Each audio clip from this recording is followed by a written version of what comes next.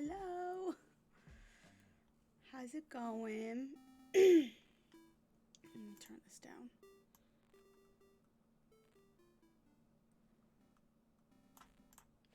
Sure, that's better. What's up, y'all? Just turn off auto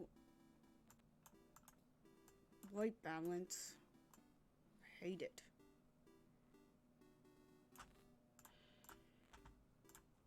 It's better. Sup, folks? Happy Friday. I'm tired and having a day. We're gonna be a little bit low energy tonight, at least in the beginning. So, oh god, sorry. Apologies for that.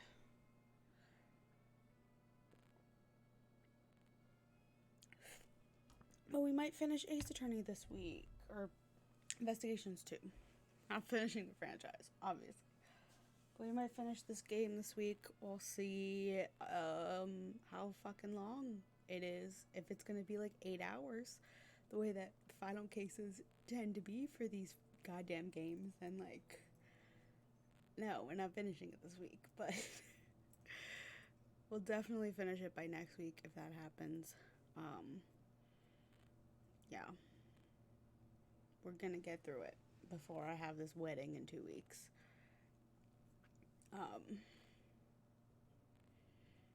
Yeah. Which there will be no stream the 9th.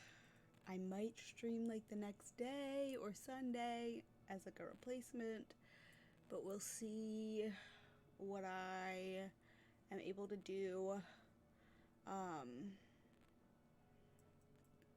Yeah, because I don't want to give up. I have a nice 1 week buffer going on the YouTube videos, and I don't really want to sacrifice that. I like having that. It's very nice. But I mean, I'm definitely gonna lose it the week I'm at the beach because I can't stream from the beach.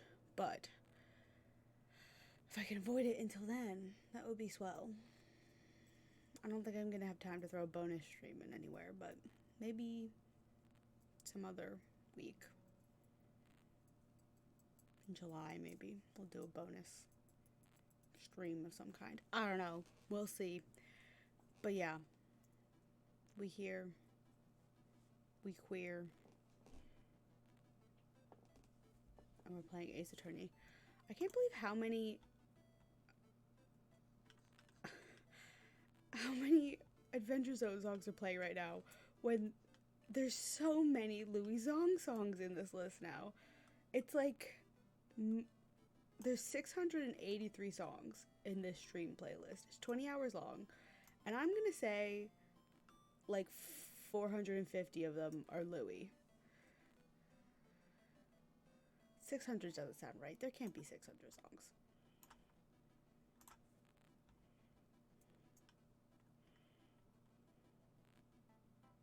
Oh, maybe there is.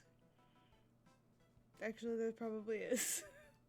Because I bought all of Louis' stuff on Bandcamp, and just the one category of his is 456 songs, but then it gets split off into a couple more categories. That one's 20, that one's 10, that one's 3, that one's 11, so yeah. Alright, I love the Hodgepodge song, but for right now, I'm gonna skip it. It's aggravating my headache. Alright, let's hop into ye old game. See if we can't finish this bitch. Let's pause this bad boy. This song is called Waffles, if anybody is interested. Waffle. Why is this like this?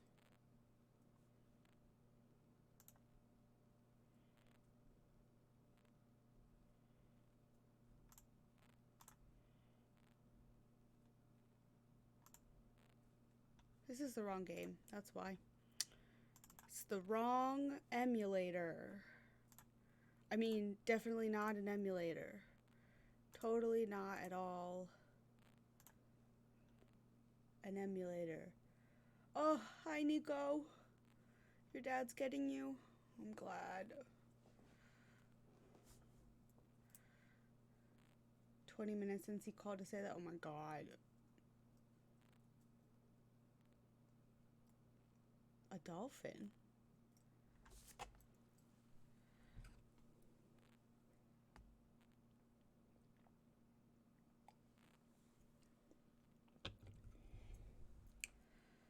I can't believe your luck. I just genuinely can't believe it. 3 hours. You have much more patience than me. Oh my god. I'm so sorry, Nico. Ugh. You had some spring rolls? That's good at least. I almost hit new game. I would have screamed. It's the last one. We're doing it. We're finishing this goddamn game. I'm gonna have to do logic chess at some point.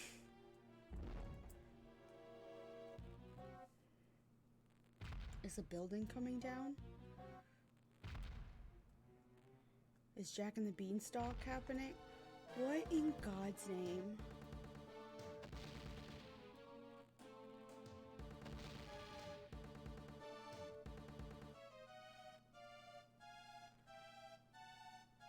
Oh, this is the movie.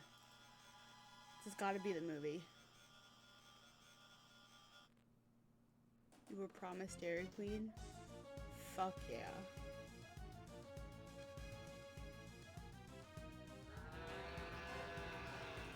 Hello, Godzilla with horns.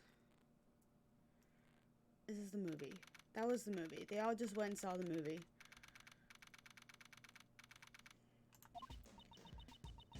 So what are y'all gonna do now?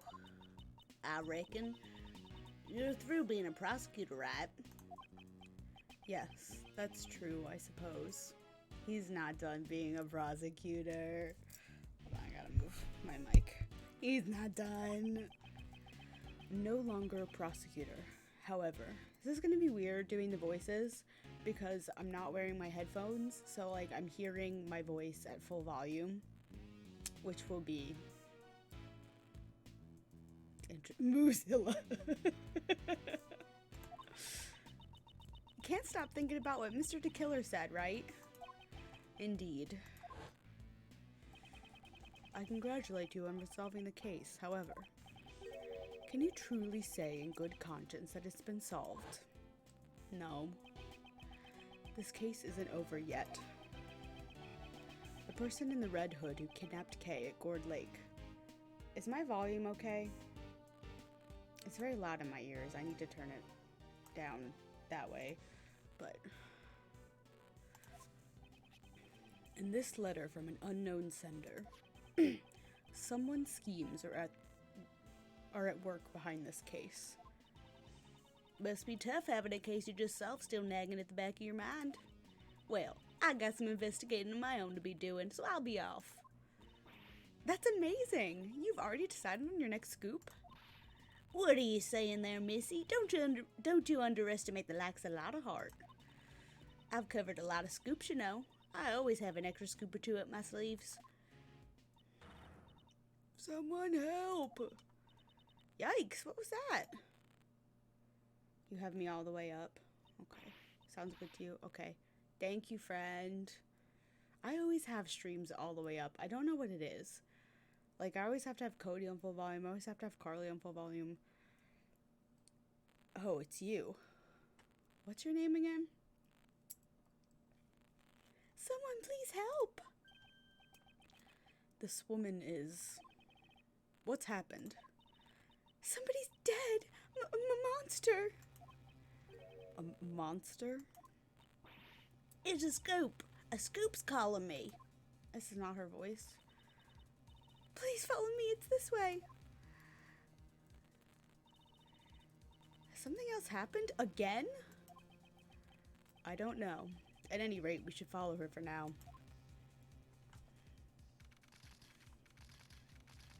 God, I have to listen to that noise. Temporary film lot. Huh? These are genuine hoof prints. Hoof prints? Impossible. No animal could be this large. Mr. Edgeworth, look! Is that the president of Zhengfa? It's Lang! Cody, you're leaving. Cody. Nico, you're leaving right when your boy gets here. Also, okay. Good luck with your dad. Agent Lang, why is he here? Someone's on the ground. It can't be. Is it the fucking president of Zhengfa? Yes!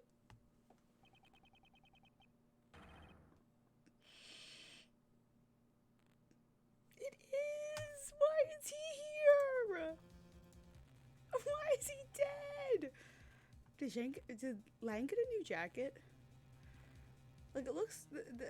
or did I just never notice this? I must have just never noticed that. Agent Lang. Mr. Prosecutor, didn't take you long to get here. What happened?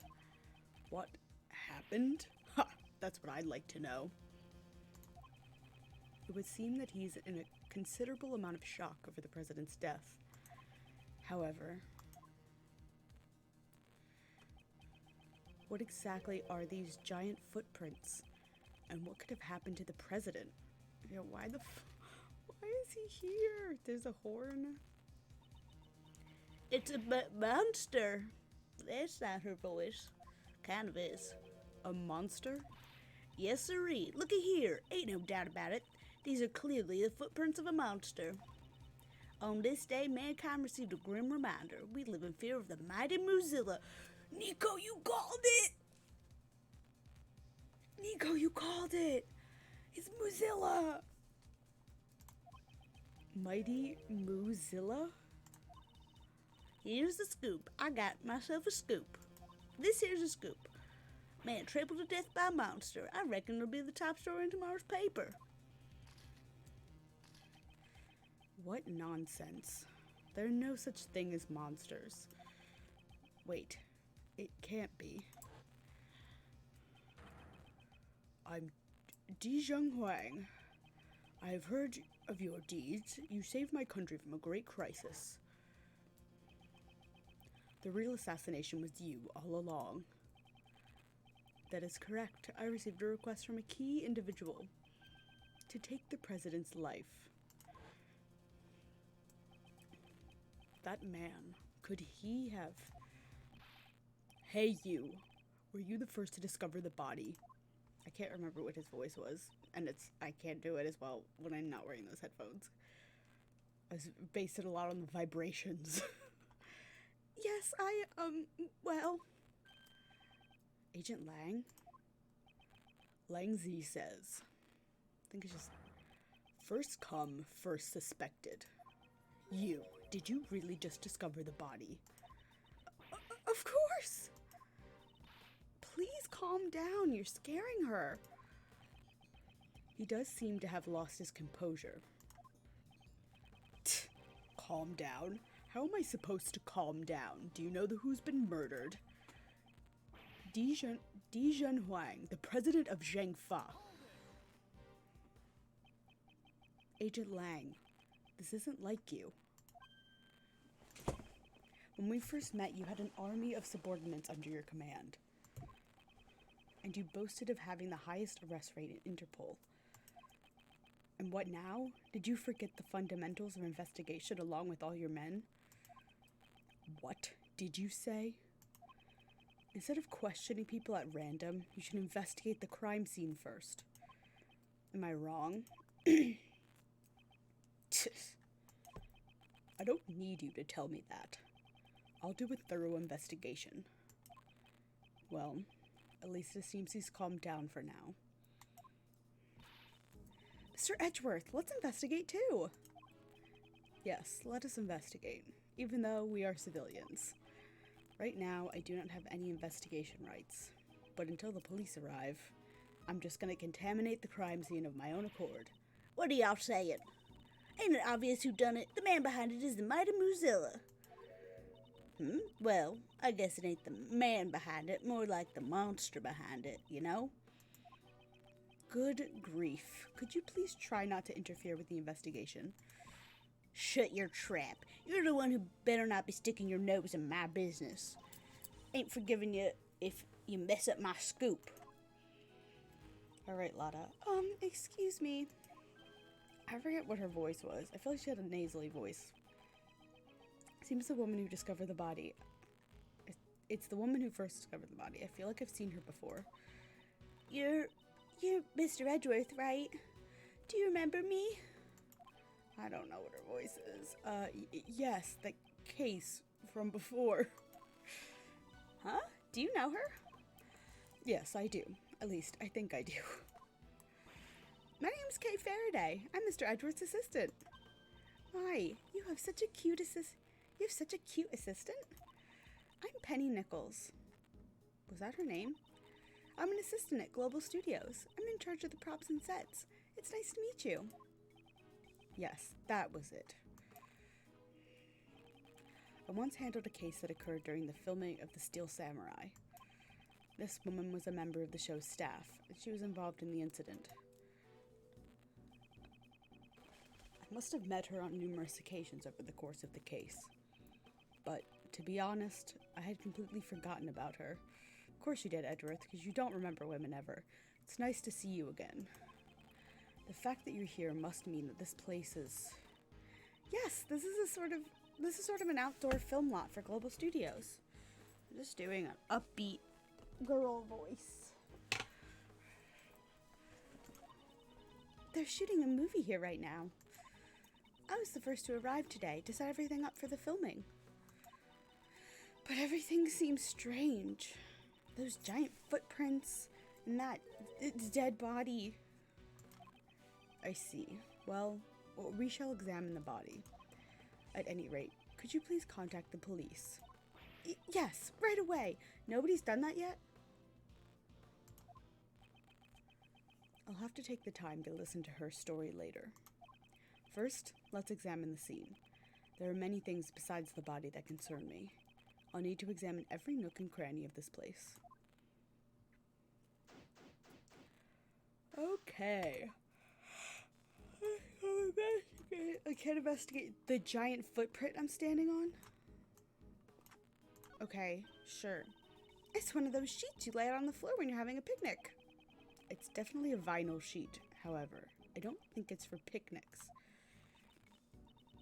Mr. Edgeworth, if I may, that's actually a waterproof sheet. It's used with the camera crane over here. We'll cover the camera crane with it when it's raining. Then this sheet must be pretty big. Yes, it would be pointless if we didn't cover up the entire crane. The weather was overcast yesterday, so we've been using it quite a bit. Okay. Oh. Miss Nichols, where does this entrance lead to? It's connected to the Grand Tower lot. Does this case also have something to do with that building? The building with the secret 51st floor where the black market auctions were being held? It would be strange if it were still hiding it wouldn't be strange if it were still hiding a few more secrets.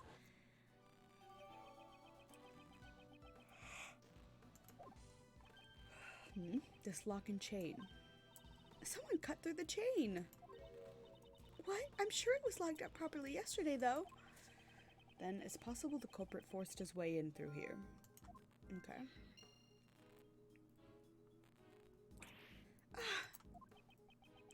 What is it? It's completely dented in. How did this happen? There is indeed a huge dent in the fence over there. Something rather heavy must have struck it in order to make a dent like that. It wasn't like that at all yesterday. It wasn't? So this dent was made last night. Okay. And some logics.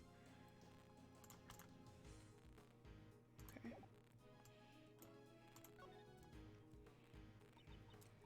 Wow, it really is the president.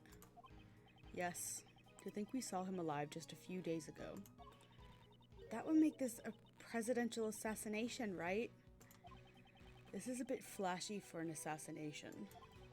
I won't rest until... Okay. Horn. What's this white thing? Wait, is it a bone? Looks like we got a new case on our hands. It looks less like a bone and more like some kind of horn. Okay, I don't get anything for that. There are no visible external wounds, but it's clear that he's already passed away. So then, I guess he really did get stepped on by a monster? That's impossible. Huh? Don't the president's clothes look a bit dirty to you? Indeed, there appears to be some sort of yellow stain. Bet it's monster drool.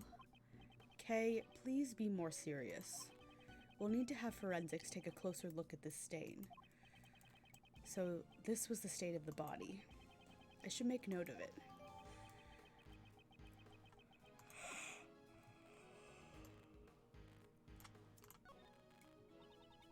There are broken pieces of concrete scattered all around the president. Yes, they were probably scattered about when the ground got damaged. And that must have been when the monster's foot went thud! If the culprit was actually a monster.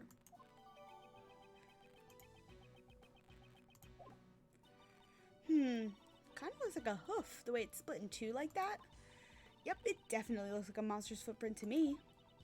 And there's even 3 of them, Mr. Edgeworth. There are no such thing as monsters. Do you honestly believe they exist? No, not really. But wouldn't it be cool if they did exist?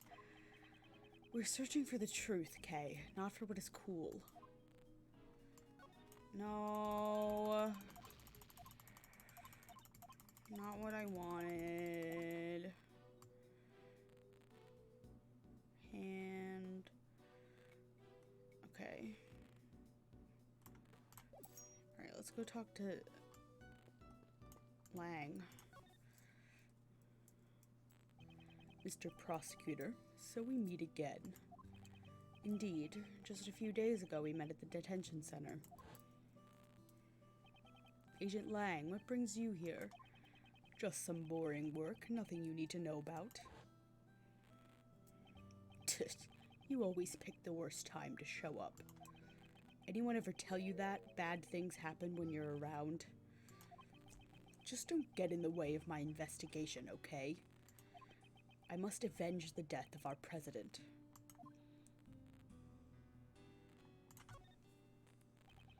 You arrived here before us. What were you doing in a place like this? You suspect me? Come now. I heard a scream. It was the woman who found the body. After hearing the scream, I came in through that entrance over there. Apparently, it wasn't locked. Then why is there a lock on the ground over there? I should take a closer look. We did. When I got in, the woman who found the body was already running out the other exit over there.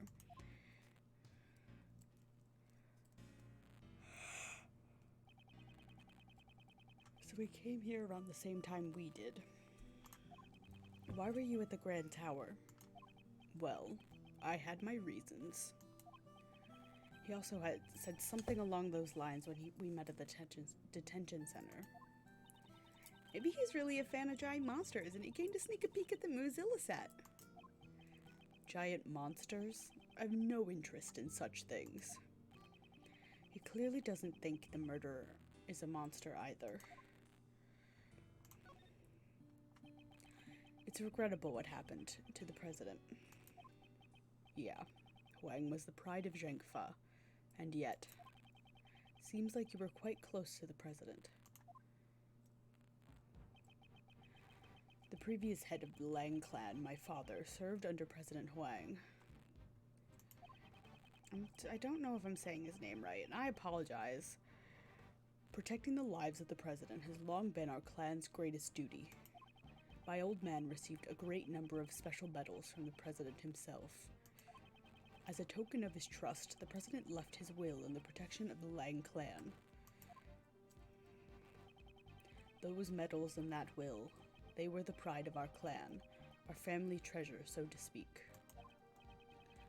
Who would have thought the day to unseal that will would arrive so soon? So then, I guess the president was like a close family friend. Huh? But during the incident at Gourd Lake, why weren't you with the president, Mr. Lang? Well, a lot has changed. It all happened over 12 years ago. Back then, he and my old man were close friends, and our clan protected the president's life. But then, he suddenly changed. It's as if he became an entirely different person. Maybe he did. Nowadays, he doesn't even have a shred of faith in the police force of Zhengfa. 12 years ago. Wonder what went on then. Even so, I respect the man. Zhengfa is a small country, but he carried the nation with his strength.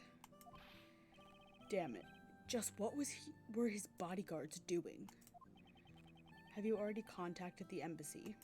Yeah, of course. I've also informed Zhengfa and my clan as well. It's gotten pretty hectic there, what with the will and all. But it'll be the same here, once the bodyguards show up. If you don't want to see me rip into them, I suggest you get out of here soon.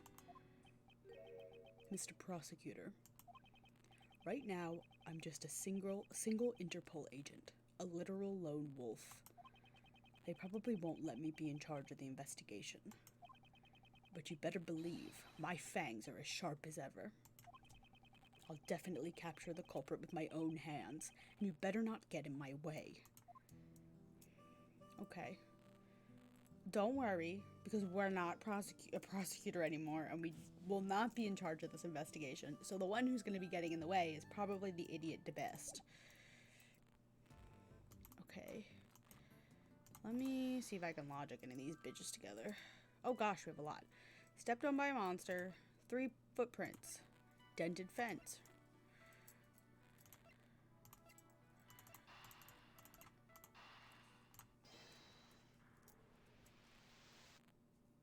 Nope. Can't see a clear connection between these 2 pieces of information. Alright. Let's try something else.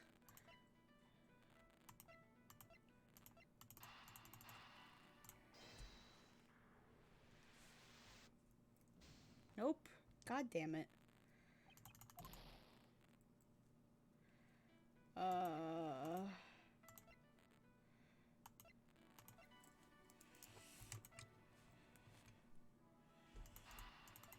don't want to, like, go through all my things doing this.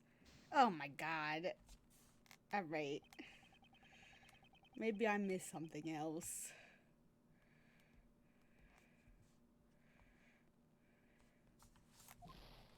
Alright. Okay. Boy howdy.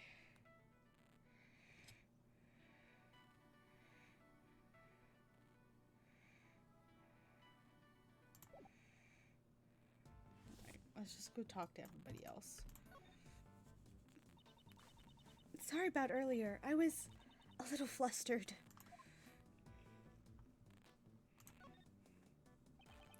Were you here alone? Yes, I arrived before everyone else today in order to get things prepared. When I entered the lot, I immediately noticed those giant hoof prints. Monsters' footprints, right? Weren't you surprised? Yes, because they hadn't been there yesterday evening. So that means the footprints were made last night. Well, when I first saw them, I thought they were a part of the set. But when I got closer to the studio, I saw that a person had collapsed.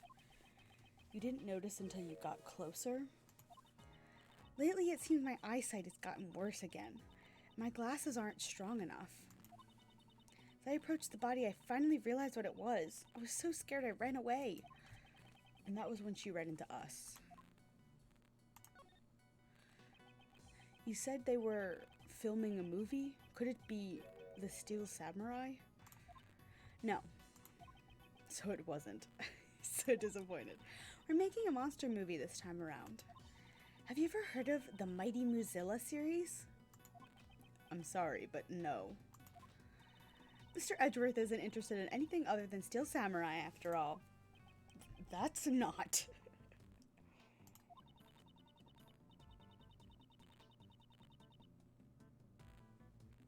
I guess that's to be expected. The promotion of the film hasn't really started yet. Can I have my chapstick, please? The Mighty Mozilla, its revival, breaks with 12 years of silence. 12 years, oh my gosh. We're seeing patterns. It's a long-awaited sequel to the original series, so the stuff are all fired up. The film is set at the Grand Tower, so we're filming on location around this area. Come to think of it, yesterday. What's wrong, pal? Did something happen at the Grand Tower? Cut. Excuse me, we're sort of in the middle of shooting a movie, and I saw them filming something then. Must have been this. I bet it ends with Mozilla completely destroying the Grand Tower. Teehee. I wonder. You'll have to look forward to finding out in the theater. If you like, you can have this. Let's see. A battle of the century. Now, it meets its greatest rival. Mighty Mozilla versus Gordy. Oh my god. Wait, Gordy? This time it won't be Mozilla. A rival monster appears as... It won't just be Mozilla. Have you heard of it? Gordy of Gourd Lake. Wasn't it the talk of the town 2 or 3 years ago? Oh, Edgeworth. It's a mysterious monster living in Gourd Lake. By chance, someone took a photo of it. It wasn't just the talk of the town. I was also involved in a case from my past. Gordy, huh? Now there's a name I really don't want to remember. Edgeworth, honey. When the director caught wind of that rumor, he decided to add it into the story. I get the feeling he was a bit late to catch on.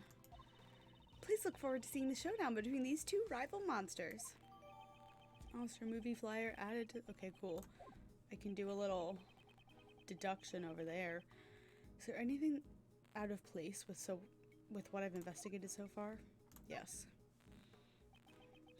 I should confirm what the security situation was like at the scene of the crime. Miss Nichols. Was the entrance to this place locked? Oh my god.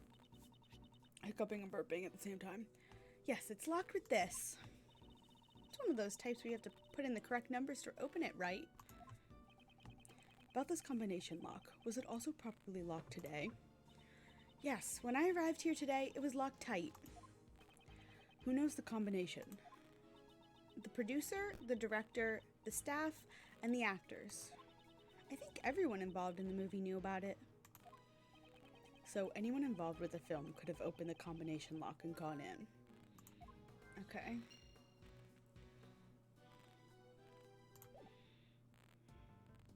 Go talk to Lotta. What do you want? I'm a busy gal. You best not get in my way. Why are you so obsessed with that monster? Such a thing couldn't possibly exist. What do you say? Or what'd you say? I ain't letting that pass. Mozilla lives, I'm sure of it. It's the mightiest monster in this side of the Pacific Rim.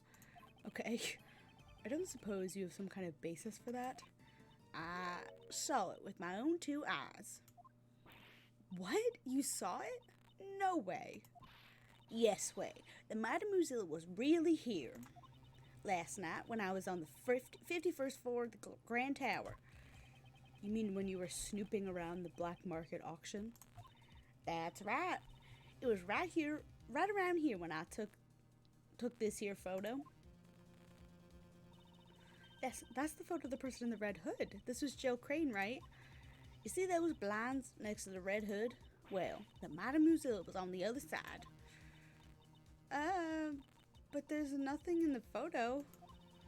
It's mighty hard to capture something like that from such a distance. But I seen it plain as day. What in the whole fuck? Mozilla, shine eye was peering in through those blinds. The monster was peering in? That's, like, disturbing. Looky here. Now ain't the time for this. I gotta gather my materials. Y'all are in my way. Now go on, get. Shoo, shoo. How absurd.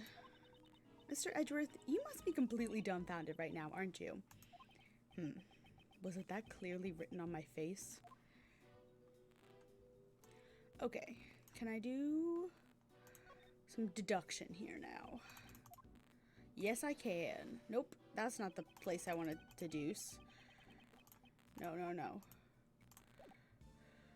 I got a little too excited. Shebang. Doesn't this horn belong to that monster Mozilla? You're right, it looks just like it. Maybe it's a prop for the film? Based on the size of the horn, the head should be quite large. I wonder how it ended up here. I'm sure we'll find out if we ask someone on the staff.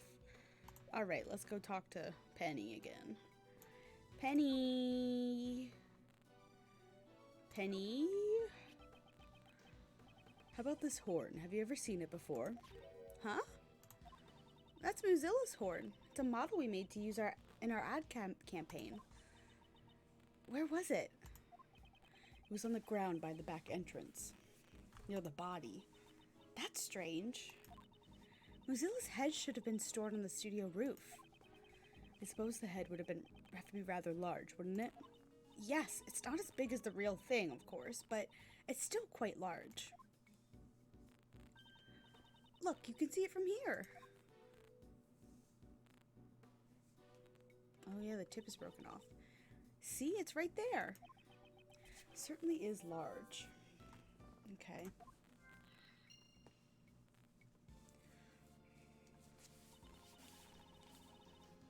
There sure are a lot of interesting things around here. It's the equipment we use for filming, the Mozilla costume and the camera crane. They really are treasures. I'm getting excited. It's possible that some of this equipment was used for the crime. I better take a closer look. Okay. Oh my god. There's a monster costume in front of this building. Mr. Edgeworth, is it really a costume? Maybe it's actually the monster who made all the footprints, and it just shrunk itself down. I'll say this one more time, so listen carefully. There is a monster costume in front of this building. It's just a costume. Edgeworth, you have no patience. Okay. I thought it was going to be different. Oh, will we get the stepladder dialogue? Oh, how cruel. I wonder what this iron pole is for. Oh, maybe it's used to practice tree climbing? No, this is a film crane. It's used to capture footage from high locations. Right now it's not attached, but normally there would be a camera connected to the end. I get it. This would be perfect for scoping out the places you're trying to steal from. Do you think they would let me borrow this? And how exactly, may I ask, do you intend to bring it home with you? Mr. Edgeworth, you can't take the base. You can take the base and I'll take the top part. Does she actually expect me to help her? If we take it nice and slow, we might be able to make it to your house, Mr. Edgeworth. Not only do you want me to help you carry it, but you plan to leave it at my house? Okay. I'm gonna logic together the combination lock and the rear entrance. Because then if they broke that lock... There we go. The front entrance, which leads to the Tower Plaza, was locked with a combination lock. At the other end, the lock on the rear entrance, which leads to the Grand Tower, was broken. Now, where does this lead us? I know this one. The culprit entered from the rear entrance, right? Exactly. And knowing this, we now understand one more critical fact. The culprit must be someone who didn't know the number to unlock the combination lock. Right. If they knew the code, it would have been way easier to enter from the front entrance. Entering through the back door is common sense for a thief. It's much less conspicuous. We can't underestimate a culprit who thinks like a thief. Please keep your guard up. She sure becomes lively all of a sudden when the subject gets brought up. To put it simply, everyone involved with the movie knows the combination for the lock. In other words, it's quite likely that the culprit is someone who is not involved with the film. Okay.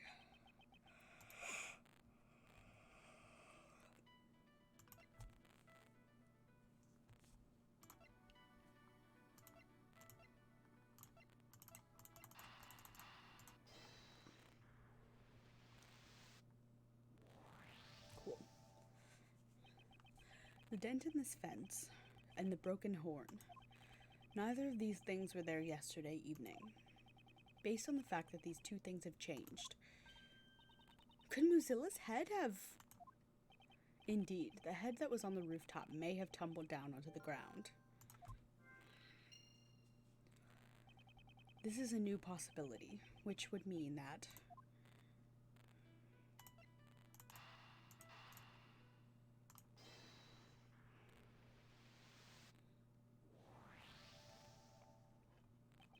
we may have found the missing murder weapon.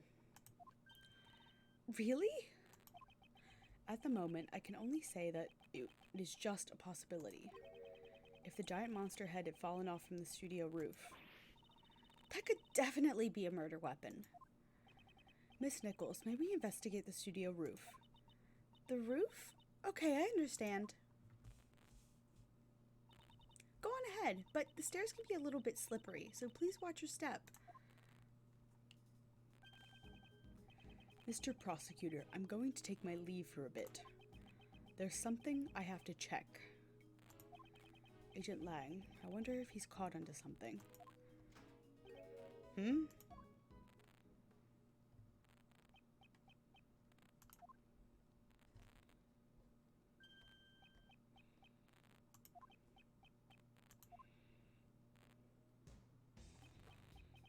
Move it. What'd you say? Guess you're just a brat with no manners. Oh. Oh. That was a lot of milk. And you're an annoying old man. Quit your yapping already. I'm terribly sorry. Come on, John.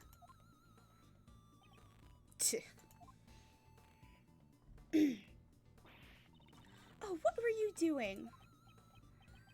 Who was that? Someone from the police. Why are you suddenly picking a fight with him? That sure was a tense standoff. He didn't budge an inch, even before Agent Lang. Allow me to introduce you. This is John Marsh. He's the lead actor in our movie.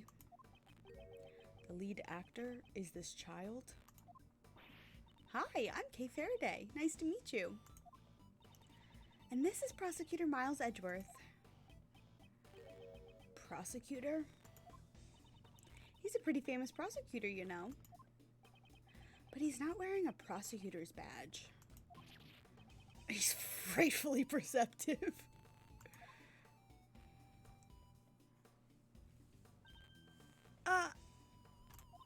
John, it's probably better if you didn't go over there. That's certainly not a sight a child should see. However, he is someone involved with the case. I'll need to speak with him later. Alright, let's go on the roof.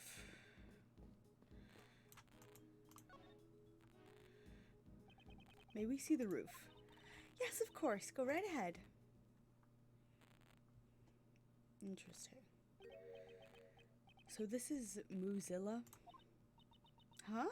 Somehow this doesn't feel quite right. See, this looks way cooler. And he doesn't have a nose ring either. Ah, I see. You two aren't familiar with Muzilla. This is Muzilla's original design from 12 years ago. What? Then what's this? It's our take on it for the new movie. We've revamped the design to appeal to a modern audience. Revamped? But it looks totally different. And no matter how you look at this one, it's a cow. Well, of course. After all, Moozilla was originally a cow monster. A cow monster? Having a cow, an animal that humans are very familiar with, turn into a monster allows us to question mankind's relationship with nature. It's the theme of Moozilla. Meh, I just don't get it. Nor do I. Alright. Yes, I got it to Edgeworth. We got a broken table. We got a broken cow. We got some dirt. Some sort of wooden stand has fallen over. The area around it seems to be burnt black. Huh? Moozilla's head should have been on that stand. But the legs are broken off. It doesn't look like it can be used anymore. The broken legs seem to be badly burned. I think it's safe to assume that a small fire occurred here. A small fire, huh? Is that what burnt and broke the legs of the stand? When the legs broke, the stand would have tilted. If Moozilla's head was on top of the stand, it would have fallen off. So the head fell down because of the fire. Yes, and if that's the case, I also have a pretty good idea of what caused the fire. Do you? There's a flammable can next to the heater. It seems someone is lacking in safety awareness. Oh, I'm sorry. I'll make sure this doesn't happen again. But I don't think anyone used the heater yesterday. I see. In that case, I wonder what caused the fire. That's not like a thing that we put in our... There's a can of paint thinner here. It's probably used for making props. Mr. Edgeworth, doesn't the area around here look kind of burnt? It does. This spread out blue sheet, newspaper, and the side of this can all look burnt. I wonder if this Moozilla's head can also shot out flames. Well, this old Moozilla design really doesn't look like it could breathe fire anyways. That's not our main concern, but I'm certainly curious. There's a heater here. Do you think the staff uses it to keep themselves warm? It's possible, although it may be spring, it can get rather chilly at night. Mr. Edgeworth, people are gonna think you're an old geezer if you say stuff like that. Even in the best times, you tend to see things like an old man. Can't you at least try to be more cheery and lively when you talk? Do I really seem that unlively? A little bit, my man. We made this replica of the original Moozilla's head for promotional purposes. We'll be using it to let people know that the film is a sequel to the original series. I guess it would be hard for people to tell that they're the same monster. As we suspected, one of the horns appears to be broken. So did the head really crush the president? It's possible, however, there's something I don't quite understand. What's that? Miss Nichols, this head looks rather heavy. How do you transport it? It's made so that it can be taken apart. It's not that hard if you know how to do it. But if you don't know how, it'd be pretty much impossible, I think. Which means it would be difficult for anyone not involved in the film. When taken apart, would it be possible for one person to carry it alone? Definitely. Given enough time, even I could do it. Okay. However, this face is... Mr. Edgeworth, I feel like I've seen this cow somewhere before. Indeed. I was just thinking the exact same thing. It was on the board of the president's plane. And in the storeroom of the black market auction. It's the stuffed animal. The president's stuffed toy. Ow. So that was a doll of the original Moozilla. Could this really be a coincidence?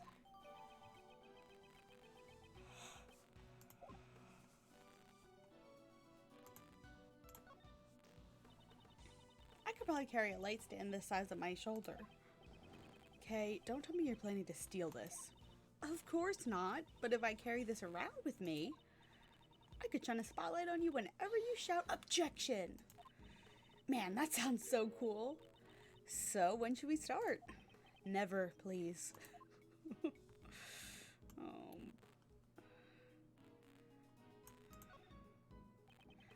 Some sort of wooden... okay.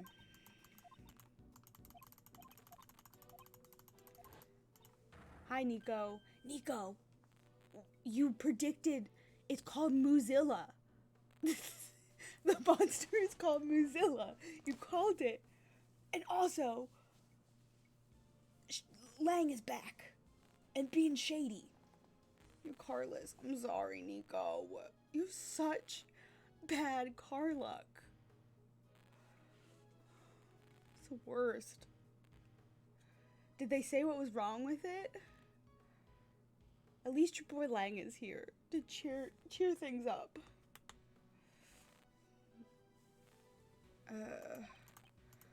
Okay, I read this already. Starter shot? Ugh, that's the worst.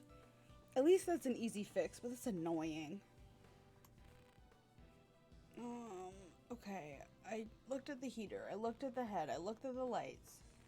This box is nothing. I've looked at this, I've looked at the paint. Alright, let's go talk to the little boy. Just because he's hot doesn't mean he gotta be good. Exactly.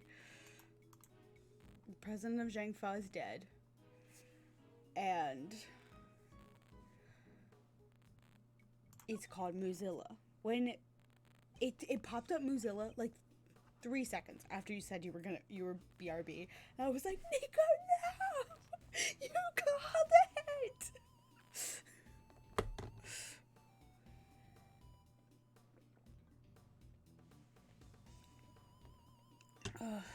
Did you get your Dairy Queen at least? John, was it? Would you mind if we asked you a few questions? Hey, old man, you're really a prosecutor? Yes. Old man. I did not? No. Nico. It was so hot you just want to go home? Okay. I get that. That's fair. Don't have any tissue, so well. Then show me your prosecutor's badge. I don't have my badge with me right now. You'll get yourself some DQ when you get your car back.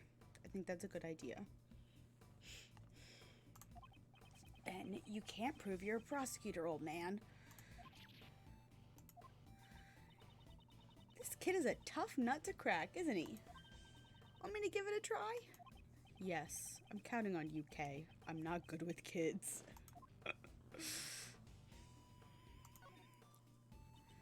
So, John, you're an actor? Yeah, what about it? You're amazing. That's so cool. Not really. Good grief. At least that seems to have worked. About those horns. I need a tissue. What about them? John's horns are specially made prosthetics. John plays a young boy who has a special connection with Mozilla. He can communicate with Mozilla using those horns. Right, John? Shut up. Stop blabbering about the stupid stuff. Oh, sorry.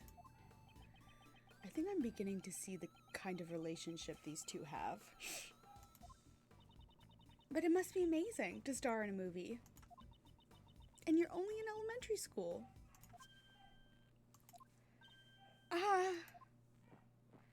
Oh, he's not in elementary school. He's gonna be like 15 or something. Despite how he looks, John is 13 years old and he's already in middle school. Okay, 13 now. What? But he's so small and he's wearing a kitty backpack. The backpack is part of his costume. He's an actor after all. I see, but he's still really tiny. Kay, could you lay off, honey? It's probably better if you didn't talk about... I'm sure my mic is not picking that. Minnie is freaking the fuck out right now.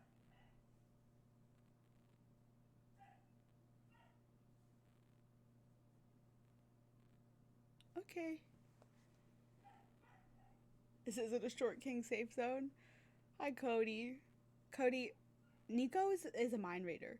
He called it that the monster's name is Mozilla. You can hear her? She's losing it. What is her problem? Is she parking something outside?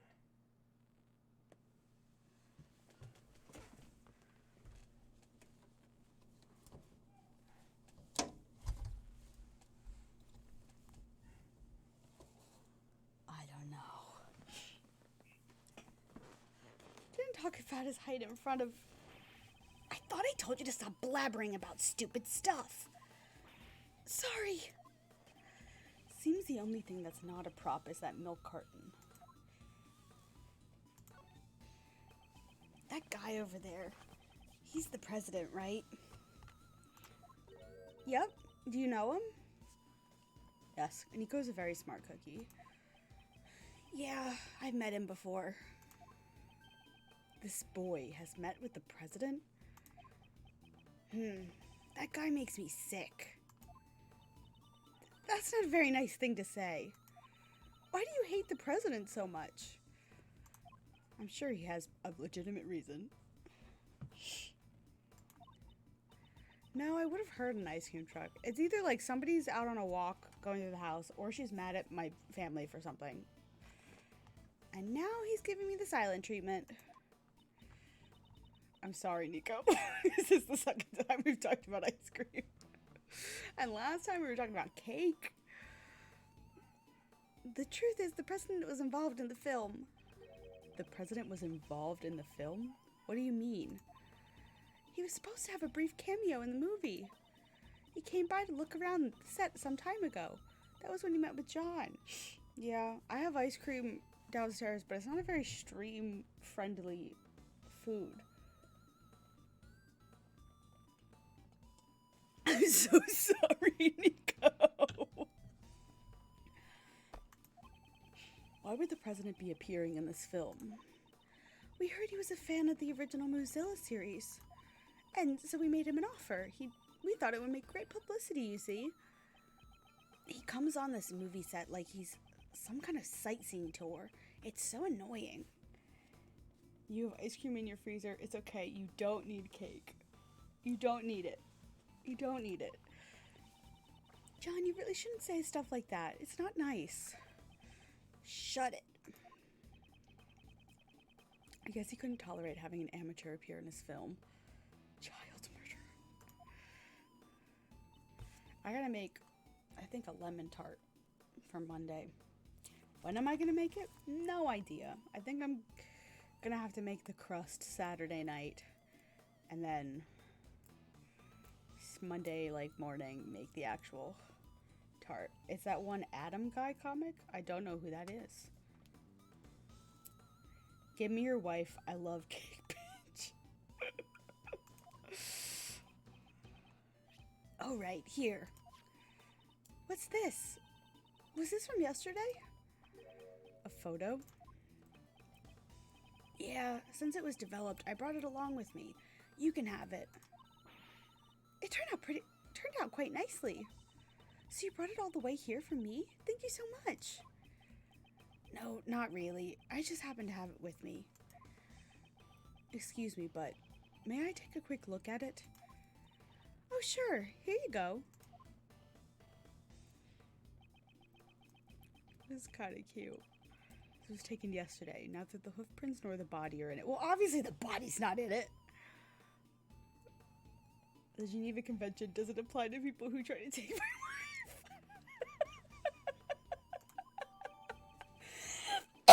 Oh my god. Thank you guys for putting me in a much better mood than I was in before.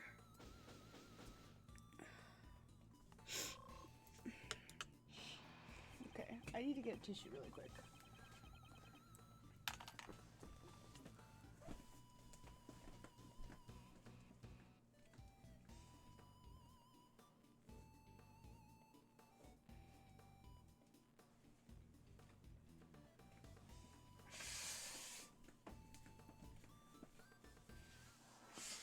He's about to do a chemical warfare on you.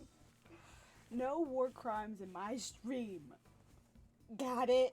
Ow. Hurt my jaw. And with that, this portion of the investigation seems to be finished. So, the murder weapon really is... Yes, as it stands now, the possibility that it was the monster head is quite high. So he ended up being squashed by the falling head, huh?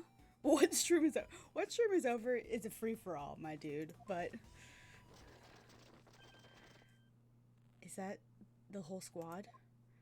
It's Zhang and his whole... Okay, maybe not his whole squad, but a lot of Squad. Although they're extremely late to the party, the bodyguards and the police have finally arrived.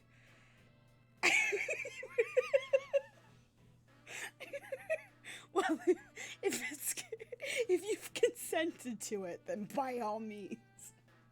Hi, Maya. Thank you for the 22-month resub. How you doing, love?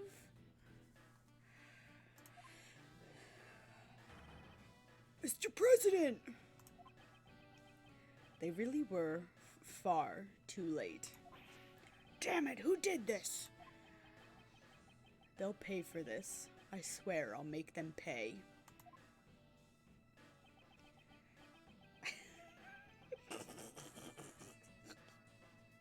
What is happening? But you know, this much is enough to put me at ease. The person who did this to Huang, I've already got my eye on a suspect. What? What do you mean? Even though Huang was the victim, he doesn't have extraterritorial rights here. Your country's police have the right to investigate. However, I've already spoken with them. As an agent of Interpol, they are letting me assist in the investigation. So they've already established a plan for this investigation. I've already found my prey. Now it's time for the hunt. Take a look at this. It's a printout from a security camera on the Grand Tower rooftop. This is, oh my gosh. I mean, fuck her, but also, what? This camera records people as they get off the rooftop elevator. And guess who was recorded? The president and his killer can be clearly seen. I guarantee she did not kill him. Sorry. Why is Miss Courtney there? Despair comes in a pair. So he's saying Judge Courtney is the murderer? I mean, she can get a little taste of her own medicine right now, so, like, I'm okay with that. But, like, Lang, I guarantee you're wrong, my man, because following the pattern, you are always wrong on whoever you pick as the murderer.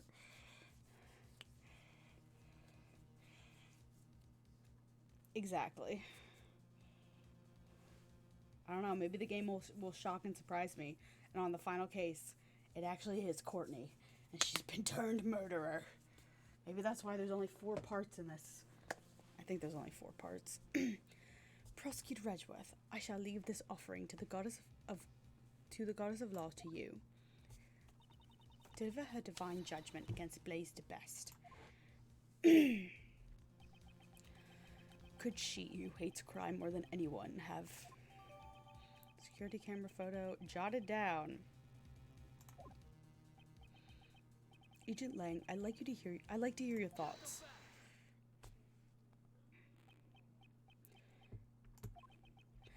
Just now I heard a rumor at the Grand Tower. Miles Edgeworth, that you are no longer a prosecutor. Naturally, that means you don't even have a shred of investigative authority. So what would be the point of having a logic battle with someone like you? Fair enough. Why would you say something like that? Didn't you also just get reduced to being a lone agent? Hey, answer me this. Even though you've lost your position as a prosecutor, why are you still sticking your neck into this case? Why do I still continue to investigate? Agent Lang, why are you pursuing the criminal who murdered the president? Because you're an Interpol agent? Right now, I'm also chasing after a certain person. Someone in the shadows who was behind the murder at the Grand Tower yesterday. Someone who placed Kay in grave danger. Even now, they're lurking somewhere, laughing at us. We will uncover the truth and bring them to justice. And a title such as prosecutor has nothing to do with it. As long as the truth remains hidden, I will continue to seek out that truth, for that is a part of my creed. You're always trying to be so clever, but you really are kind of an idiot. Me, an idiot. How rude. That's the answer I wanted to hear. Alright, I'll play along with you for a bit. I've lost all my men, you've lost your title. And yet, we still continue to investigate. Let's begin this battle of logic between two kindred spirits. Oh my god, the coughing. You have my thanks. However, I won't go easy on you. Oof. Thank you everyone for retweeting the stream, by the way. I appreciate it. What just happened?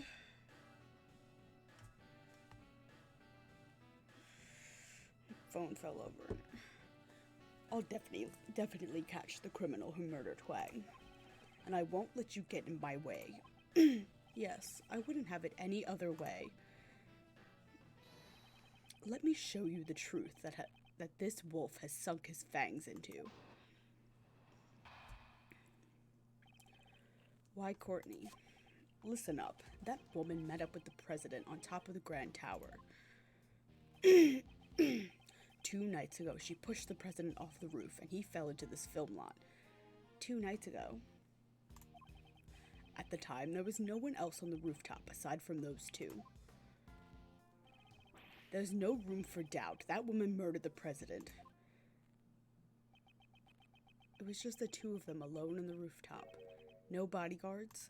Yeah, I confirmed it with those bodyguards over there. They didn't know about it either. Guess he managed to give them the slip. He must have had something secret to talk about. President Huang and Judge Courtney, did these two have some sort of connection? Apparently, he had an arrangement with the owner of the Grand Tower. He requested the entrance to the viewing platform be restricted so they could be alone. Well, it's not like the owner could turn down a request from the president. Does that mean the last person to see the president was... Exactly. Courtney, you mean? It's gotta be her. Jin Lang's reasoning is certainly sound.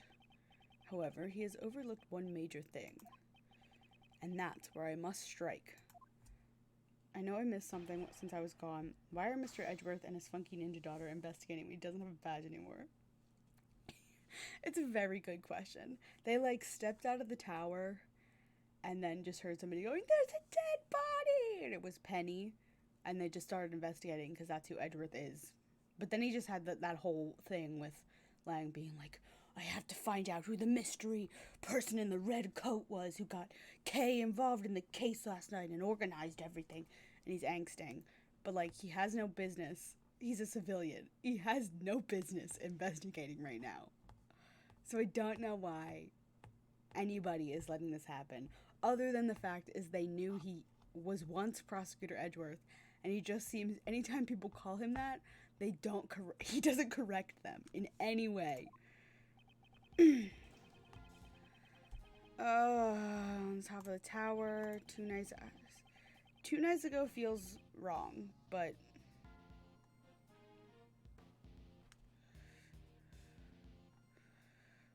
this is wrong. This is wrong. Where's the picture? Yeah, it didn't just sit there for 2 days.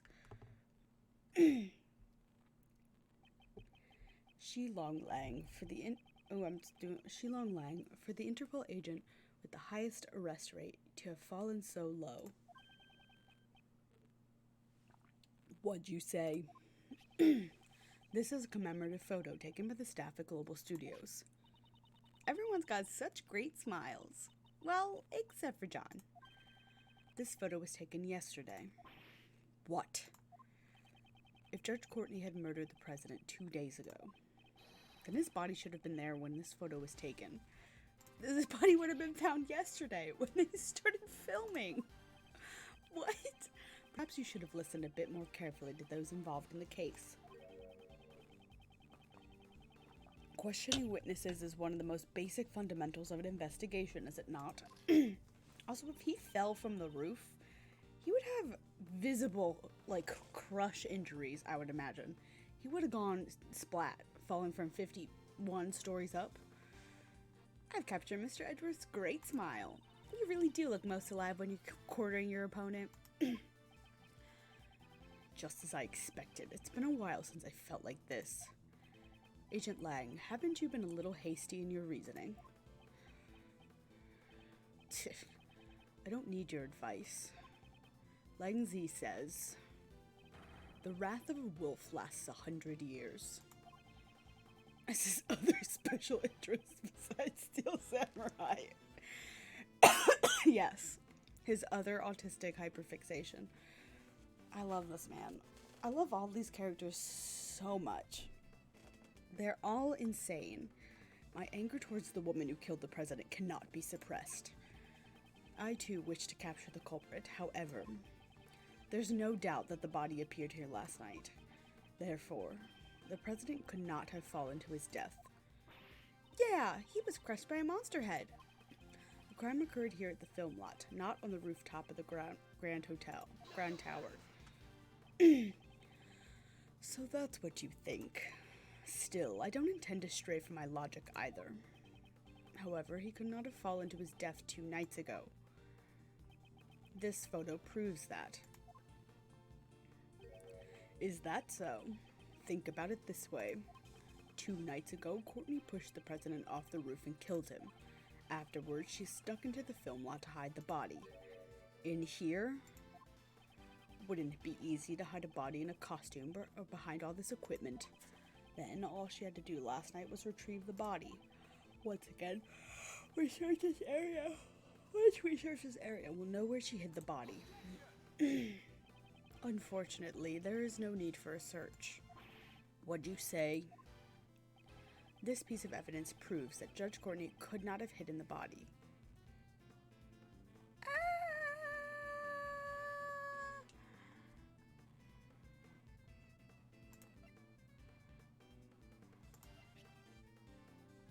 Oh.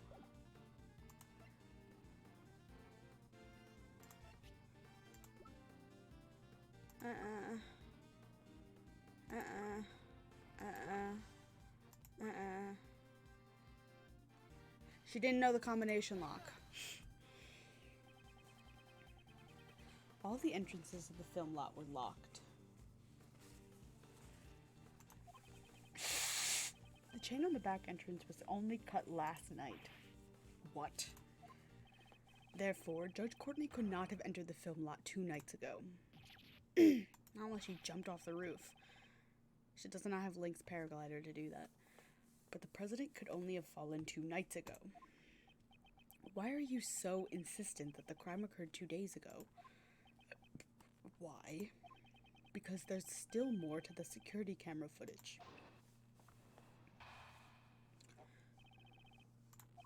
A photo was recorded 10-20 minutes after the president went up to the roof with that woman. That woman, she came back down in the elevator alone. After that, there was no sign of the president getting on the elevator at all. There's no other way for the president to get down without using the elevator, is there? Yes, there is, buddy. Besides, getting pushed off the roof by that woman, that is. The president never came down from the rooftop? That's right. The security camera is always watching the entrance of the elevator. It was specifically set up to record anyone who entered or exited the rooftop. Essentially, the camera created a locked room, one which the president vanished from. A locked room, I see. This is quite an unfavorable piece of evidence for Judge Courtney. Yeah, but there's a secret floor. A rooftop escape, that's a difficult feat. So even the Yatagarasu can't just fly through the sky. That's right, I still need more training to be able to pull that off. Are you saying you're going to train yourself to fly?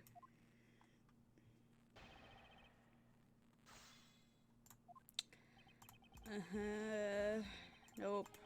Don't care about this. Don't care about this. Don't care about this. Do care about this. This is the one.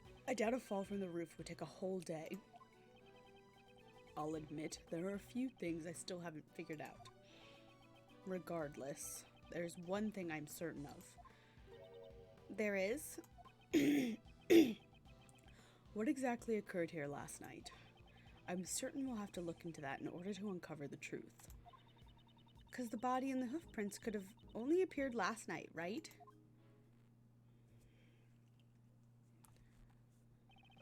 Agent Lang, we'd like to bring the body in for autopsy. Huang, it's in your hands. Make sure you show the proper respect. I also have one more thing to report. What is it? We found some footprints near the body. They were left with the area that looks like a monster's footprint. There were human footprints within the monster's footprint? What kind of footprints? Sir, they were the footprints of a child, about the size of an elementary school student. Ruh-roh. What? Huh? An elementary school student? Wait, could it be? Who was that? Miss Nichols? I'm so sorry. I didn't mean to interrupt you. Please excuse my rudeness. Is there something you want to say? What is she so scared of? I'm worried that you'll think poorly of me, but please let me testify something. It's really important. That's not something you need to be so worried about. What is it? Last night, I actually came here. What?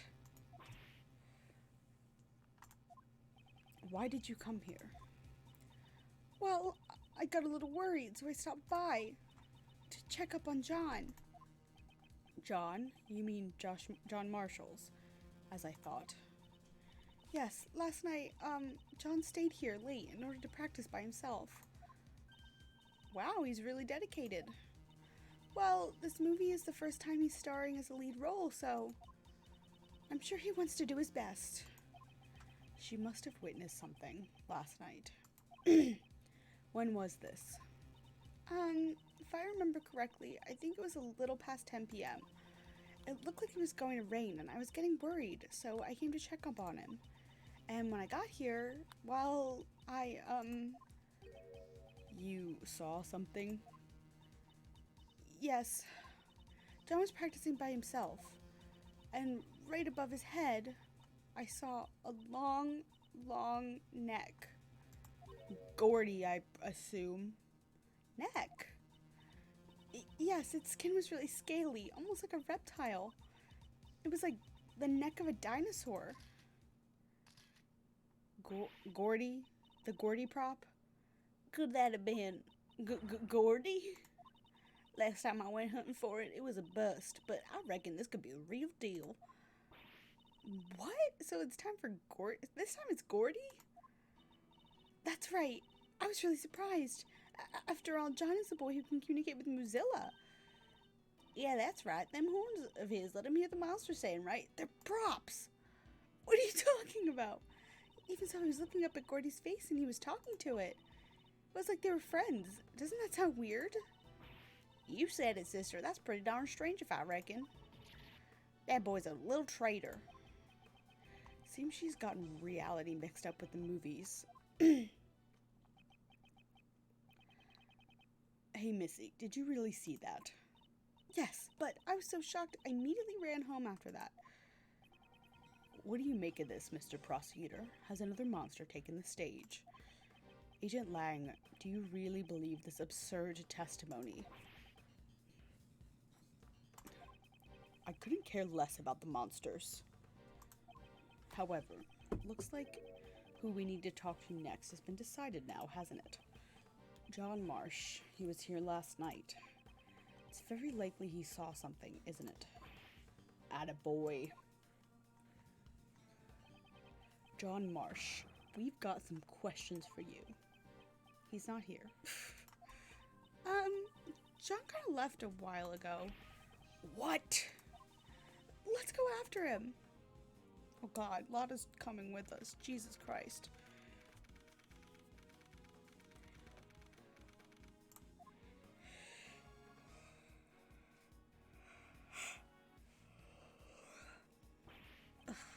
Where'd he run off to? He might have just gone back home. That's right. I mean, it doesn't look like they're gonna get any filming done today. Or he may have run away. Aren't you just overthinking things? He's still a child. I can't imagine that he could have murdered the president by himself. Who said he was alone? Maybe that monster helped him. That boy can summon a monster to his aid, right? Very funny. I'm not saying that kid's definitely the culprit, but right now he's the most prominent witness we have, so we'll need to find that brat. Gumshoe! Mr. Edgeworth! Gummy!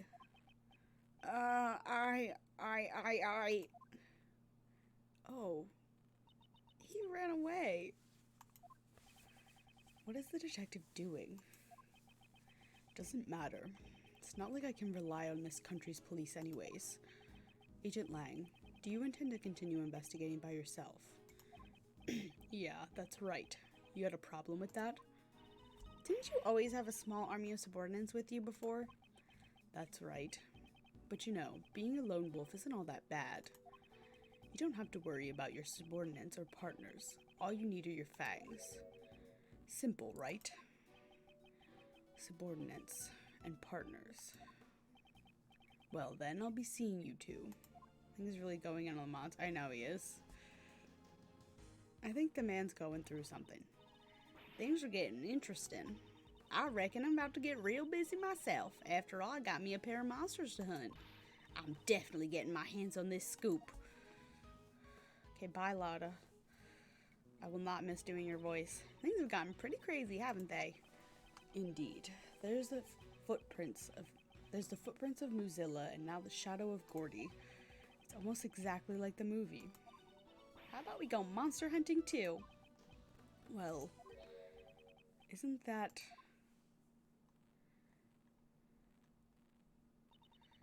one of Lang's men? He's one of Agent Lang's subordinates. We met him during another case. Excuse me. Oh, Prosecutor Edgeworth. It's been a while. Shouldn't you be following Mr. Lang? Agent Lang, Shifu, is no longer my boss. What exactly happened? Do you remember the incident from 1 month ago? The Yatakarasu incident we had been involved with. Agent Lang made a major mistake back then. He almost aided and abetted a dangerous criminal. Certainly, it had come quite close to that at the time. Shifu took responsibility for what happened, and our team was disbanded. Disbanded? So that's what Agent Lang was talking about when he said he had become a lone wolf. Then why are you here? Well, I was a little worried about Shifu. Seems that even now he's still chasing after them. The ghosts of 12 years past. Ghosts of 12 years past? Just what are you... I'm sorry, I've already said too much. If you'll excuse me. These ghosts Agent Lang is chasing after, do they also have something to do with this case? Looks like everyone's left now. What do we do now? Well, Miss Hart is going after the monsters, and Agent Lang is going after John. We should also try approaching this case from a different angle. What angle would that be? We should listen to what Judge Courtney has to say. That's right. If I'm not mistaken, Miss Courtney is... Well then, I shall take my leave here. I will be presiding over Patricia Rowland's trial. She said she's had a trial coming up. Indeed, let's head to the courthouse as well. Okay.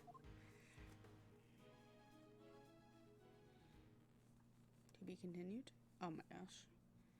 My god, we're an hour and 40 minutes in. It is not a good sign for being able to finish this game this week. I have a feeling we're gonna have to do it in 2 parts.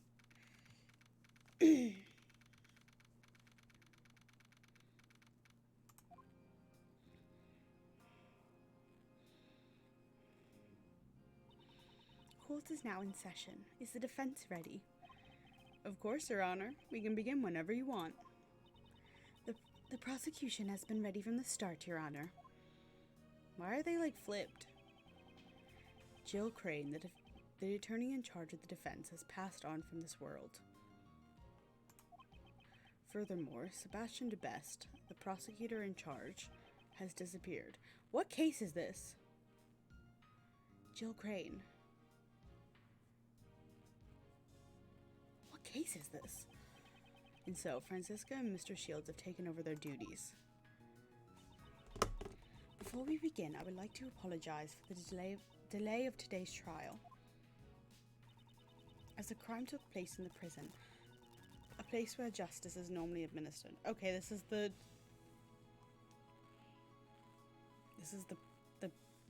warden?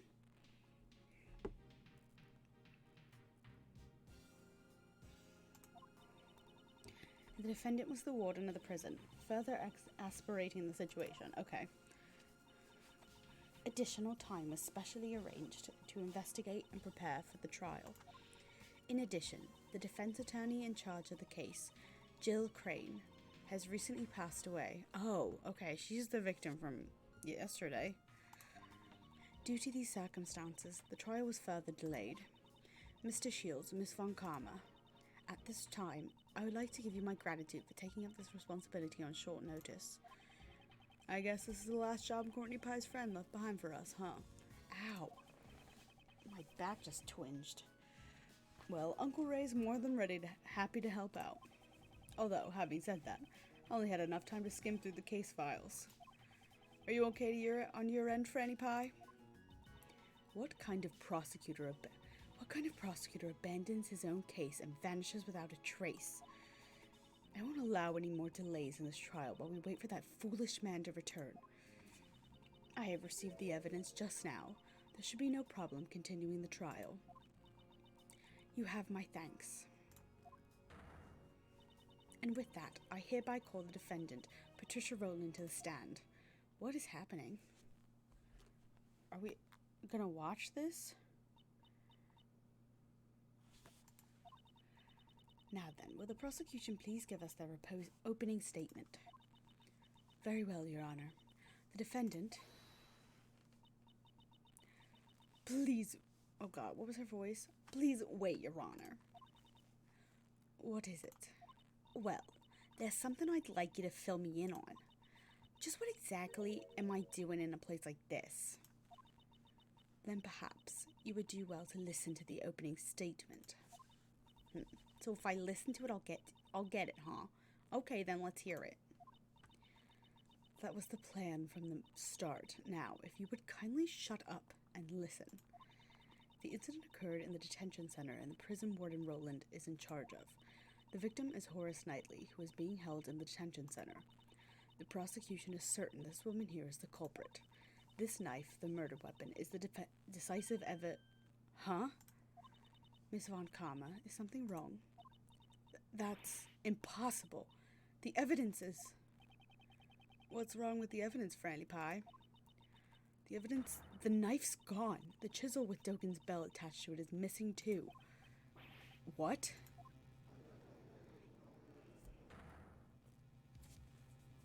Order. Order. Prosecutor Von Karma, what is the meaning of this? I don't understand it either, Your Honor. If there's no evidence, then I suppose there's not much reason for me to be here. Some prosecutor can't even hold on to one little piece of evidence. What a dunce. I only received everything that the previous prosecutor had. It appears the culprit is that pampered prosecutor, the boy Blunder. Hey, Courtney Pye. What is it? Your Honor, considering our predicament, let's say we postpone the trial until later. Defense's proposal is overruled. Courtney Pye? I know, right? It'll be troubling for me if this trial was to be delayed any further. I just want everyone to know that I'm innocent as soon as possible.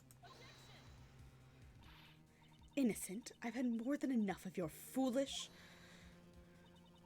And besides, you don't even have any evidence, right?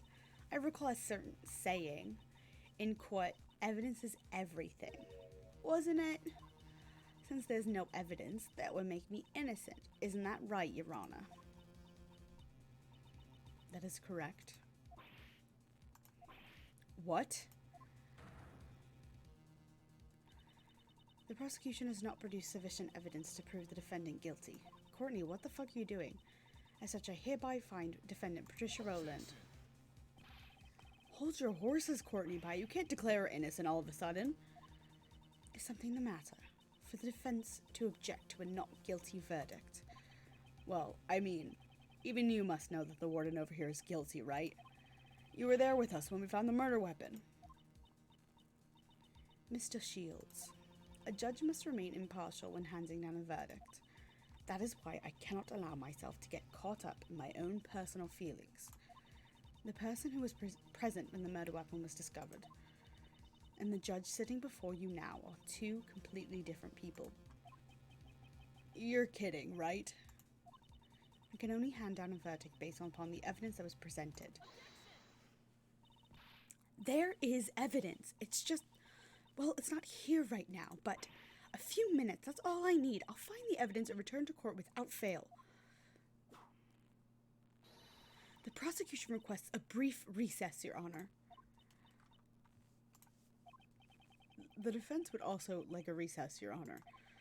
Courtney Pye, please. I understand. I shall grant your request. Well, Justine, darling, aren't you wishy-washy today? This court will now adjourn for a 15-minute recess, during which the prosecution and the defense shall prepare for the resumption of the trial. Understood, Your Honor. Phew, that was a close one. Court is now adjourned.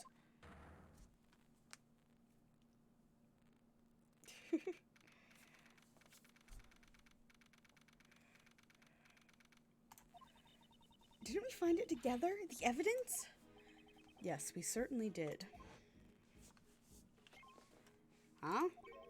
What's the matter, detective? Looks like the metal detective's reacting to this alligator.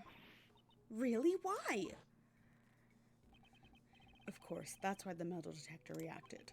Judge Courtney, I'd like you to take a look at this. The chisel.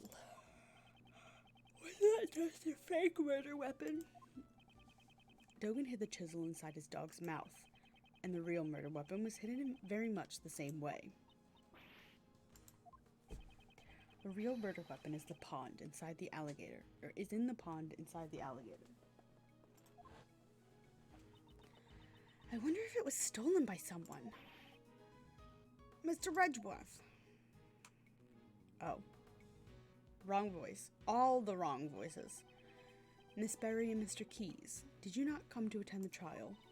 I came because I heard there's a really fun show around here. So where is it? A trial for the case I got caught up in. It was supposed to have started, but our practice ran a little late. I believe it was somewhere around here, wasn't it?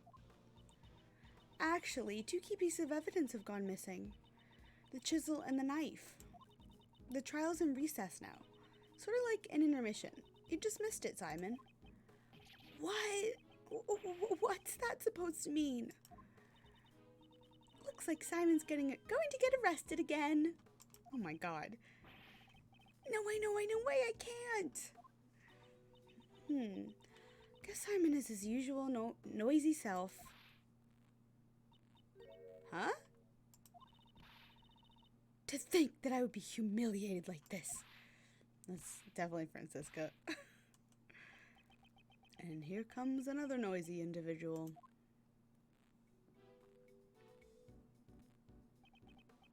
Now, Franny Pie, let's just take a moment and calm down a bit.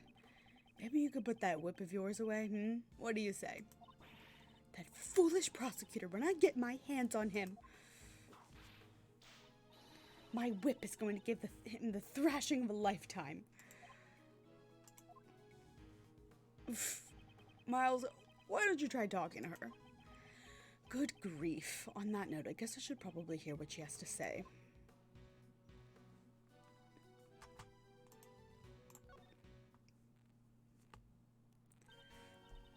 So, if it isn't former prosecutor Miles Edgeworth, Francisca. Those who have abandoned the path of a prosecutor do not belong here. Now, be a good boy and go home. Figure out what you want to do with your life. Still, what are you going to do, Francisca? The recess is only 15 minutes. You're always so calm and collected. Like an anchorman reading off a teleprompter. Makes me sick. I should probably stay classy and avoid a confrontation with her for now. Francisca, I never expected you to end up taking over the prosecution for this case. The bodyguard of the president of Zhangfa, Horace Knightley, was murdered. The defendant is the former warden of the prison, Patricia Rowland. The knife she used as the murder weapon had been prepared as evidence. However, the murder weapon has disappeared without a trace. Not only did he abandon his own case, but he made me look a fool in court. The next time I see that foolish fool of a prosecutor, I'll whip some backbone into him. I don't mind if you whip some backbone into him, but stop whipping innocent bystanders. Okay. Do I just gotta talk to everybody? Okay, looks like you gotten your memories back. Yeah, I'm all better now. Uncle Ray was really worried, you know. Though, that other K was also pretty cute. Well then, now that you've recovered, how about a hug for old time's sake? Nope. We need to focus on the trial right now. Yeah, things aren't looking good.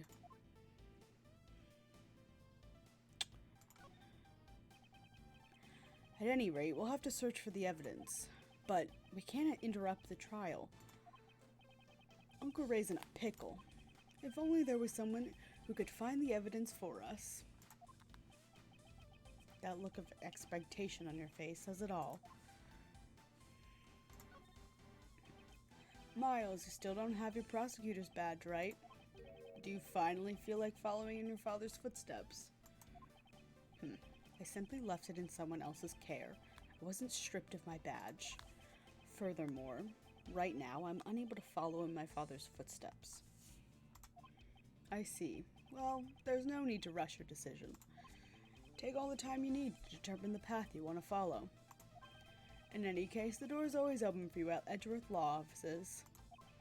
Mr. Shields. If only there was someone who could go search for the evidence for us. Very well. I'll go look for them. Oh, Miles, you do that for us? Of course. Finding the evidence within 15 minutes will be no easy task. Well, if worst comes to worst, Uncle Ray and Franny Pie will help you stall for time.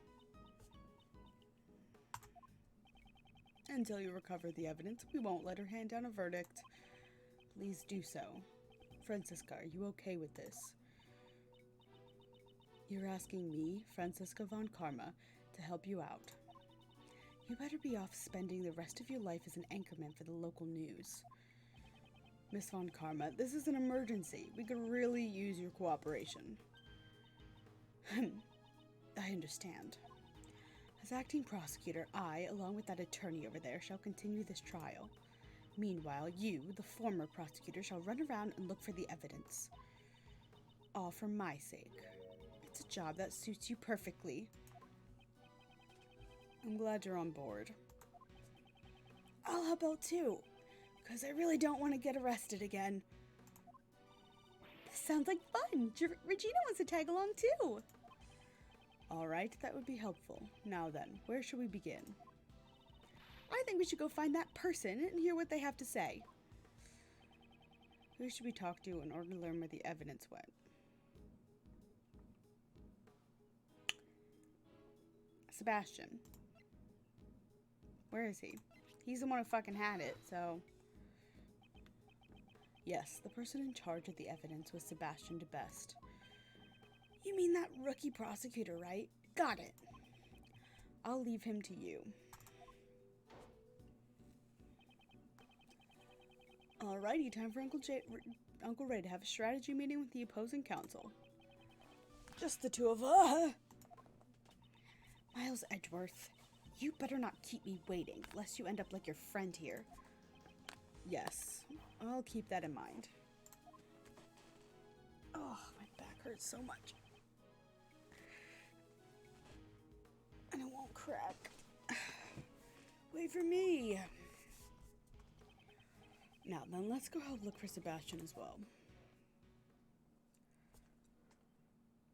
Courtney. Judge Courtney. If it isn't Prosecutor Edgeworth, I hope that all is well. All is not well. Just what was going on in that trial earlier? Okay, there's no need for that. But even though Miss Courtney should know exactly who the culprit is, what made you? In a court of law, the only thing that truly matters is evidence. Whatever my own feelings may be, it should not affect the verdict. So is this the judge persona of Justine Courtney we're seeing? Cold-blooded and heartless. It's fine if you think of me as such. I thought of you as such before the judge persona, yes. Even as a judge, she's still this stubborn. Judge Courtney, there's just one thing I'd like to ask you. And what would that be? 2 nights ago, you went to the rooftop of the Grand Tower. The roof, you say. You met with the president there, correct? The 2 of you were caught on the security camera. Is there some sort of problem with that? Today, the president's body was discovered, very close to the Grand Tower. That's... You understand now, don't you? You're a suspect. What happened between you and the president up on that roof? Nothing. We merely spoke for a few minutes. Once our business was done, I headed straight home. I took the elevator back down alone. Indeed, that was shown on the security camera footage as well. What exactly did you and the president talk about? That I cannot say. I see. However, I cannot afford to let it up just yet. That being the case, I guess my only remaining option is to use that. I'm gonna do chess. She's definitely hiding something, and I'm going to draw it out of her. Oh, it's chess time. People love this mechanic. I fucking hate it. I'm so bad at it. 2 nights ago, Judge Courtney met with President Huang. Jesus Christ. Jesus Christ, as I just said. It is true that I spoke with President Huang on the roof of the Grand Tower. However, we only discussed business. There's no need to tell you what was said. Just like in the trial earlier, she won't reveal her personal feelings easily. Speaking as a judge, it would be better for me to wait and see what develops. Now then, I'll start by asking her what she talked about with the president.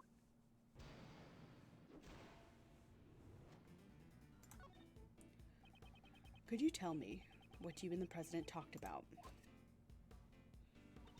My meeting with the president was strictly business, and since it has nothing to do with you, I'm not obligated to answer your questions. I appreciate your understanding. Even so, you certainly are a very busy person, aren't you? You're a member of the PIC and a judge as well. You even assist with the investigations. I am simply fulfilling the professional duties that I've been assigned to me. Was your meeting with the president also one of those duties assigned to you as a judge? Yes, of course it was. I am one who lives for the law. I would never act outside my professional duties.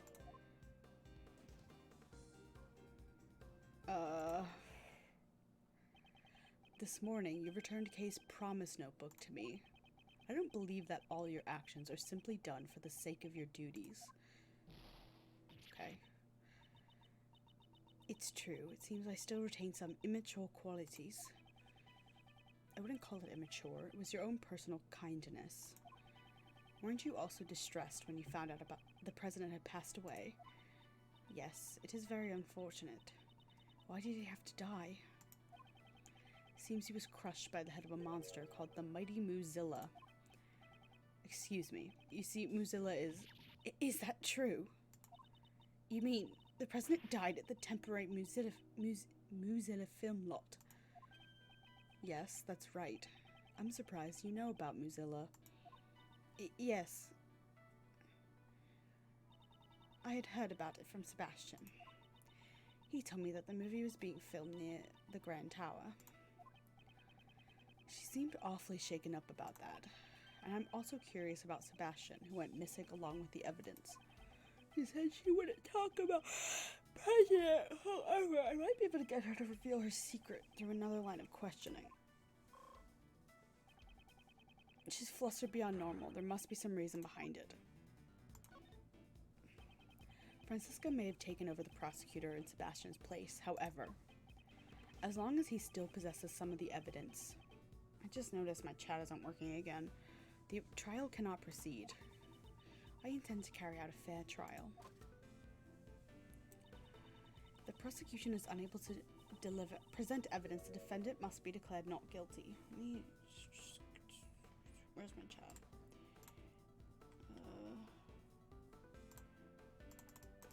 Okay. Refresh the cache. Let's see if that helps. The prosecution is unable to...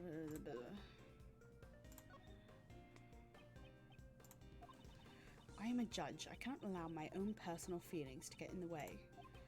So, you're saying you're not the least bit worried about Sebastian's whereabouts? Of course, I am. I'm worried about Sebastian as well, but... You're worried about Sebastian as well? Wouldn't that mean that there's someone else you're worried about? By any chance, would that person have something to do with your unnatural behavior? That's impossible. I am a follower of the law. I will not be swayed by personal feelings.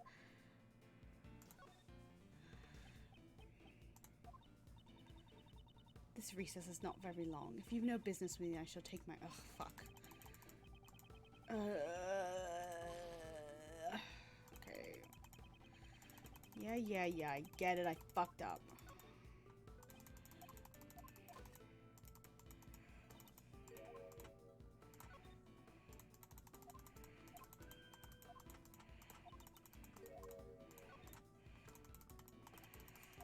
Okay.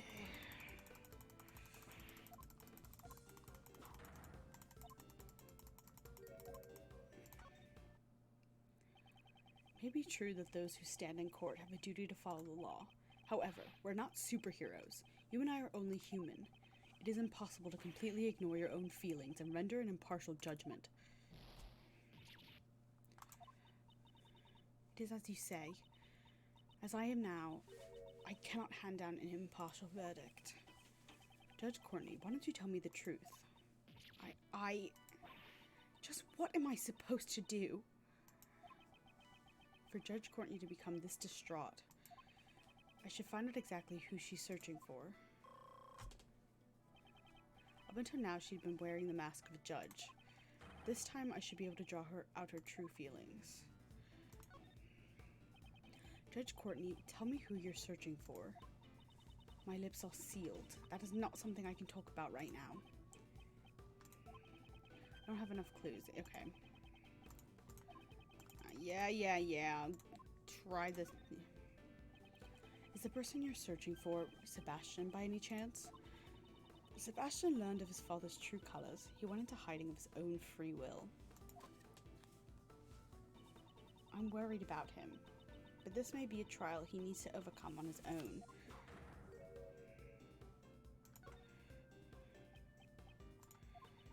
Since he went into hiding of his own accord, he could return whenever he wanted to.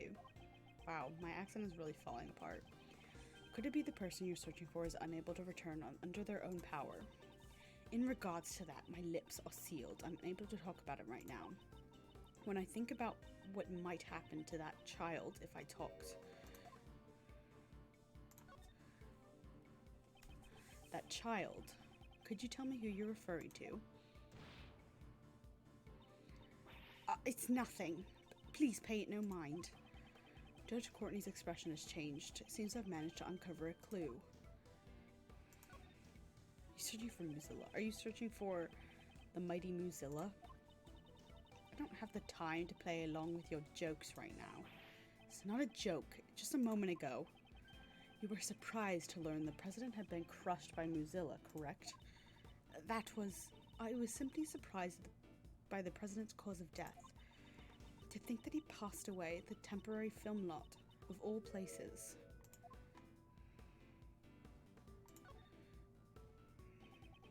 From the way you're talking, it seems you have a problem with where he died. That's not true. It's just for the president to have passed away at a film lot, a place where dreams are made. I just thought it would be better if the movie's cast and crew remained unaware of the truth.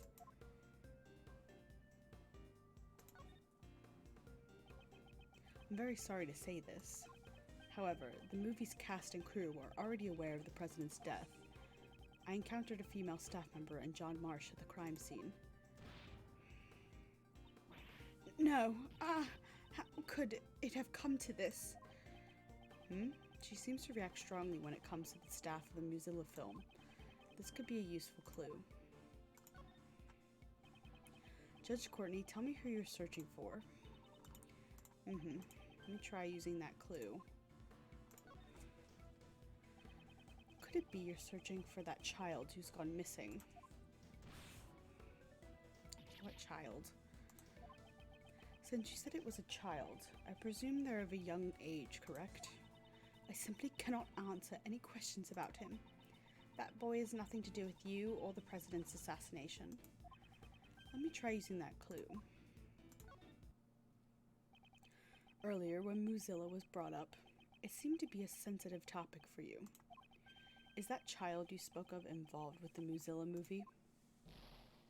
God, there's still one more hoochamo at it. How do you know that? You're usually so calm, yet you seem rather distraught right now. Tell me, who is the child? It's John Marsh, obviously, dumbass. I understand. If you've come to know this much, I shall prepare myself for the worst. The child I'm searching for is a boy by the name of John Marsh. John, why do you want to know his whereabouts? Well, that much I simply cannot say. Judge Courtney, didn't you say you were prepared for the worst? Even if you don't intend to talk, I am determined to expose the truth. That is my resolve. Why is she searching for John? I must get her to tell me the reason. Are you acquainted with John by any chance? He is a famous movie star. I doubt there's anyone who doesn't know who he is. I actually hadn't heard of him until I met him today. That just proves you have much to learn. Allow me to give you a lesson. I know everything about him.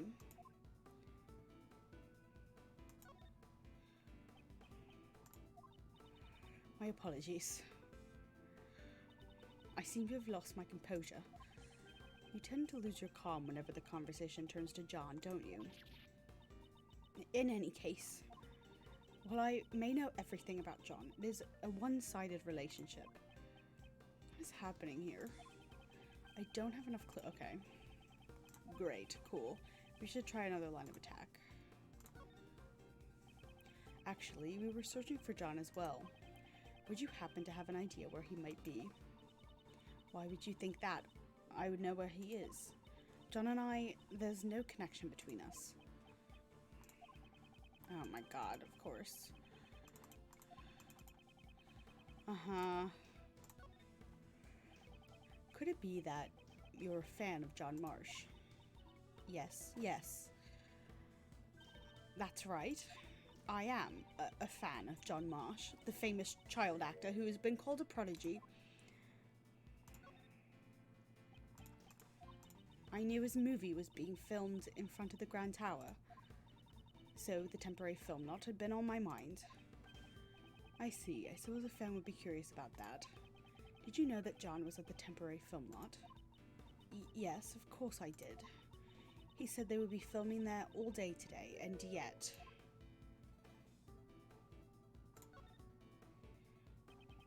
It almost sounded as if John himself told you personally. I doubt he would give his schedule to a mere fan. That's true, isn't it? Please don't pay any mind to that statement. She made another slip of the tongue. She must be really worried about John. So, she has spoken with John. This could be a useful clue.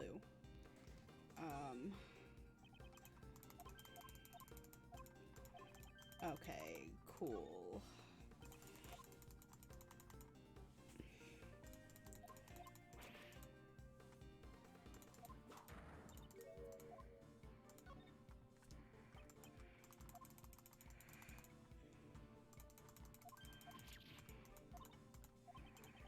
Try using that clue. I understand you're worried about him, but aren't you a bit too flustered? You told me earlier that you had spoken with John. Doesn't that prove that you're indeed an acquaintance with him? How could I have committed such an indiscretion? It appears that John and Judge Courtney are acquaintances. This could be a vital clue. Alright. Actually, we're searching for... Okay. Now, using that clue... I don't know what kind of relationship you have with John, but at the very least, the two of you must be acquaintances. Judge Courtney, won't you allow us to help you in your search for him? Help? No, that won't be allowed. Who won't allow it? The so-called goddess of law?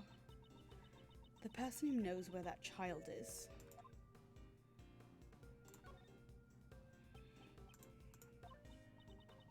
This fuck.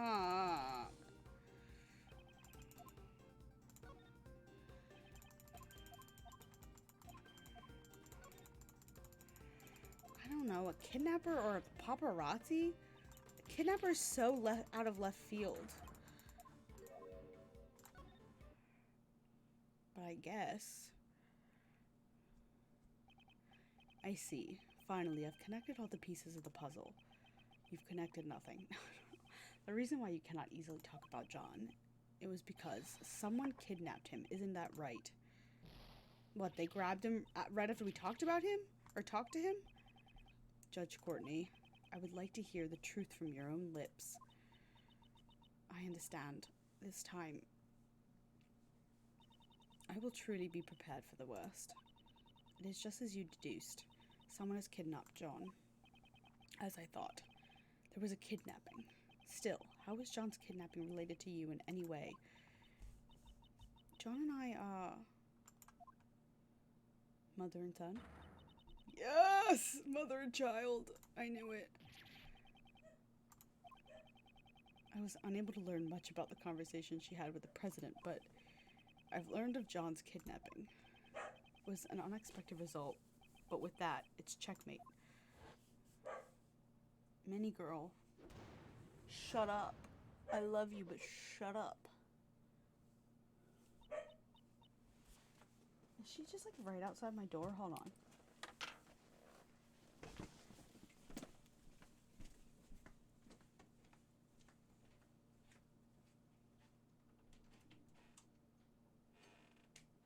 What are you doing?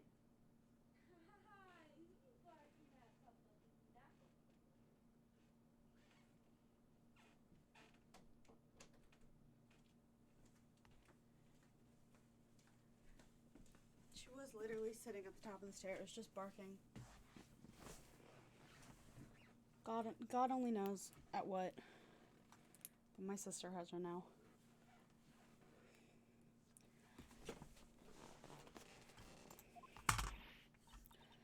John is Miss Courtney's son? No way. I mean, he's already so big for him to be your... Yes, John is indeed my son. I'm not giving him a British accent. Please look at this.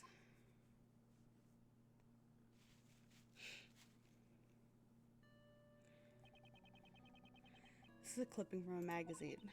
It's an article about John. It's an article about John. Do you always carry this around with you? Yes, I always keep it close by. It's like a charm to me. Seems the bond they shared is a strong one. I think I just got the TikTok you saw of the chair with the face. Yes! I want that so bad. I'm so tempted to buy it. It looks great. It would be so nice for the beach. However, are you absolutely certain that he's been kidnapped? Yes, I received a call from the kidnapper just before the trial started. What were their demands? They had only one demand, a not guilty verdict for Patricia Rowland. Yes, it was that one. Yes, I wish my hammock had actually fit at school because I would have loved to use it. It was like too short to actually tie up anywhere. So that's what happened. Since there's no evidence that would make me innocent, isn't that right, Your Honor? That is correct. Prosecution is not provided. Yeah. We just saw this. Thank you so much for the play-by-play. So that's why you were going to deliver a not guilty verdict earlier. I am not qualified to be a judge. Judge must be able to remain impartial and composed above all else. And yet, despite this, in the trial just now, I was about to hand down a verdict that was led solely by my heart. Judge Courtney, Goddess of Law must be furious with me. But I simply couldn't do it. I couldn't hand down a fair verdict if it meant I had to sacrifice my own son.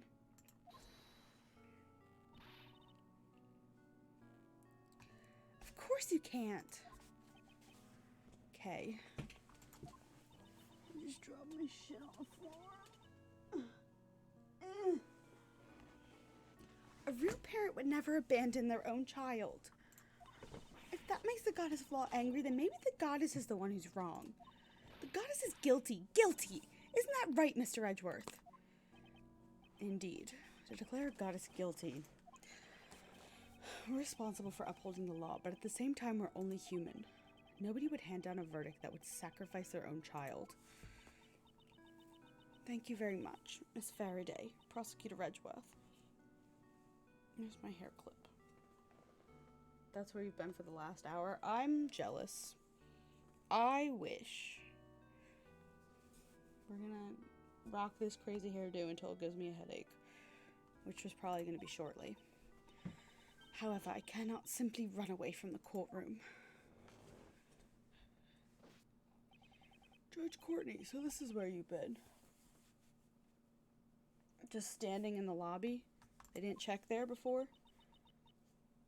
It appears it's time. Miss Courtney! My father, he was a prosecutor. Your father? Bernie Faraday. Yes, he stood in court just like you. And now, with all that has happened, it got me thinking. What if my father had been in the same position as you are now? The prosecutor was being coerced into obtaining a guilty verdict. I know. If my life were on the line, my father would definitely come to steal me back. Steal you back? Miss Courtney, why don't you let us take care of it? What? I'm gonna go steal John back for you. And the second Yatagarasu, I, Kay Faraday, give my word. So the great thief Yatagarasu plans to steal the truth, huh? What say you, Judge Courtney? Will you place your trust in our young great thief, Prosecutor Edgeworth? And if it's all right with you, I wish to help as well. Thank you very much. I know that it's really not my place to ask this of you, but please do whatever you can. Please save John.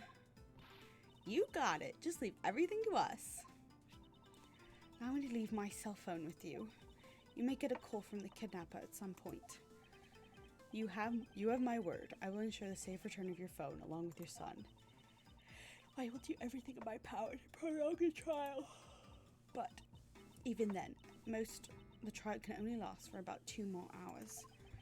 2 hours, huh? So, until 2 p.m. That's our time frame. I must return to court. Miss Faraday, Prosecutor Edgeworth, I shall leave the rest to you.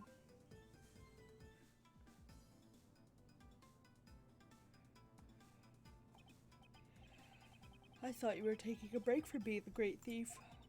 As of right now, the great thief Yatagarasu is back in business. Oh my god, with the yawning. Alright, time to put the gloves on and hit the pavement. It's my first request after all. Is that so? In that case, we better begin our investigation post-haste. If we hope to track down John. Where'd he run off to? He might have just gone back home. That's right. I mean, it doesn't look like they're gonna get any filming done today. Or he may have run away. We should probably begin our investigation from the front of the Grand Tower.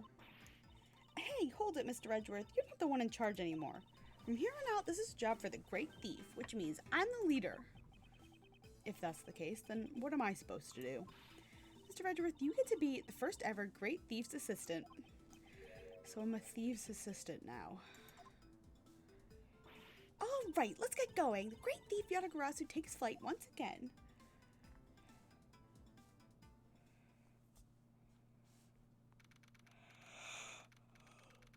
We might only get through these first 2 parts tonight. I'll see. This part is long. I think we're only like halfway through it.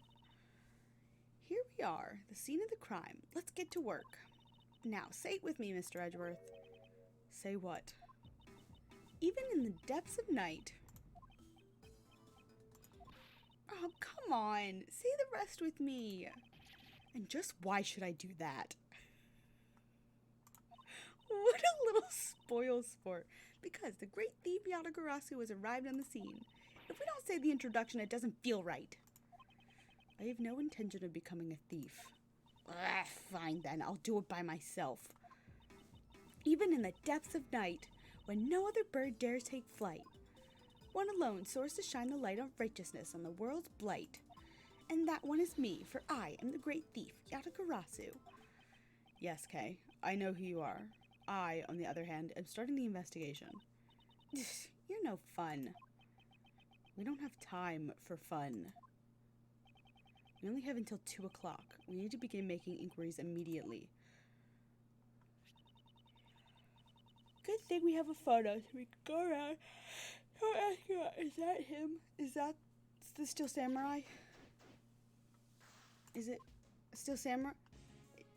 Hey, Steel Samurai, is it you? Is it you? It is! Long time no see, Mr. Edgeworth. You're... This is Will Powers. He's an action star I met in a previous case. He also played the role of the Steel Samurai, warrior of Neo-Old Tokyo. It's been a long time. Pleased to meet you. I'm Kay Faraday, a great thief. Some stuff has happened, so now Mr. Edgeworth is my assistant. Nice to meet you. But a thief and Mr. Edgeworth is your assistant? Please pay it no heed. More importantly, I'd like to ask you some questions about the case. Okay, I don't know if I'll be much help though. He's an actor who has been working with John. It may be a bit sudden, but let's hear what he has to say. I'd heard that you were handling the investigation for this case, but... well, I'm not the prosecutor in charge, though. If you're the assistant, then does that mean that Kay is in charge?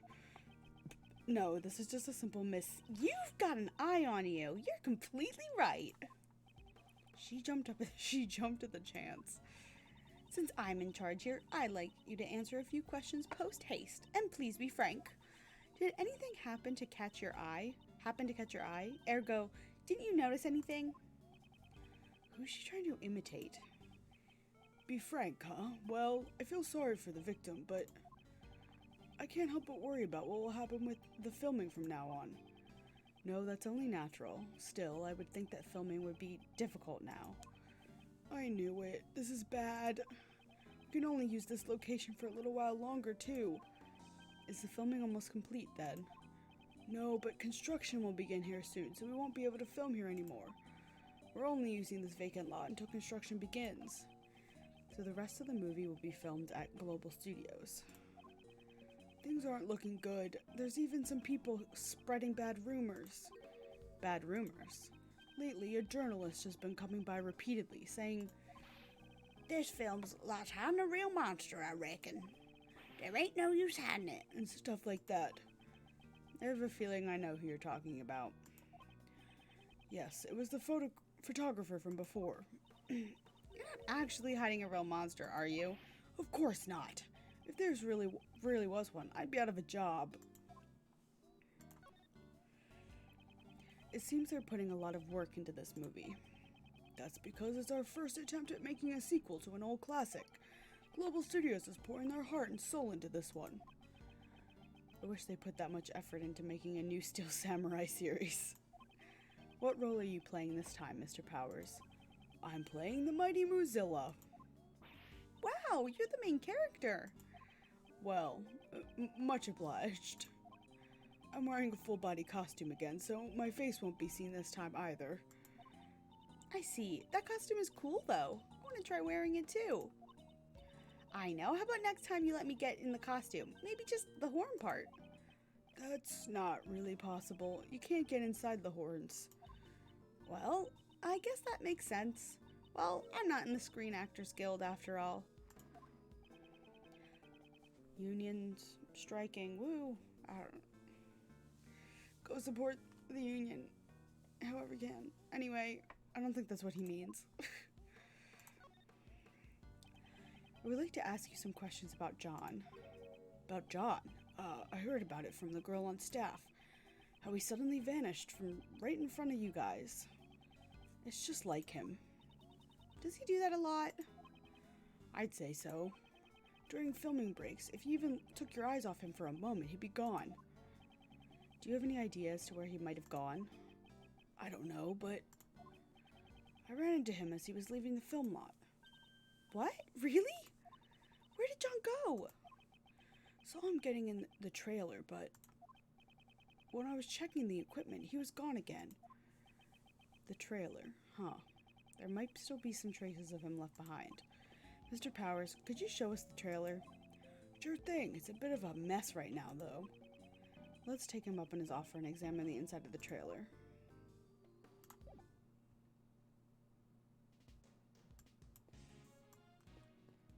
Is this the trailer?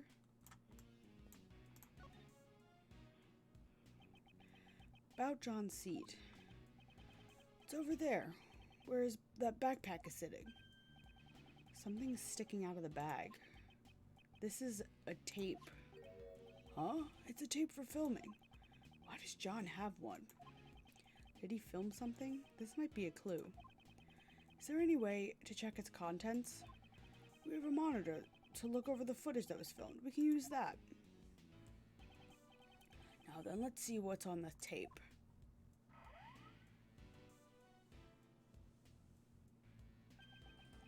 It looks like when John was practicing. John was practicing by himself. The monster's footprint can be seen as well, so this must have been recorded last night. He does that sometimes. When he's not happy with his performance, he'll sneak into the set to practice by himself. Wow, he really is hardworking. He sure is. Although he's young, he's a real pro. He never rests until he's satisfied. Then again, I can't say that I approve of him using the equipment without asking. John's able to operate the equipment all by himself? More or less, if it's just basic filming. Huh? What's wrong?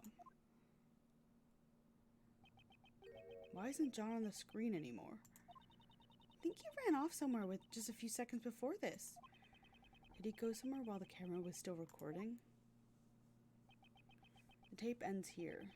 Looks like this was all that was recorded. No one was on camera except for John. Okay. Okay, Can I see the trailer?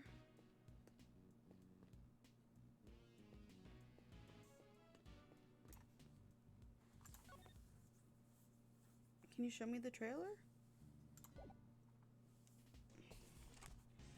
Is it just the... Is it different than the van?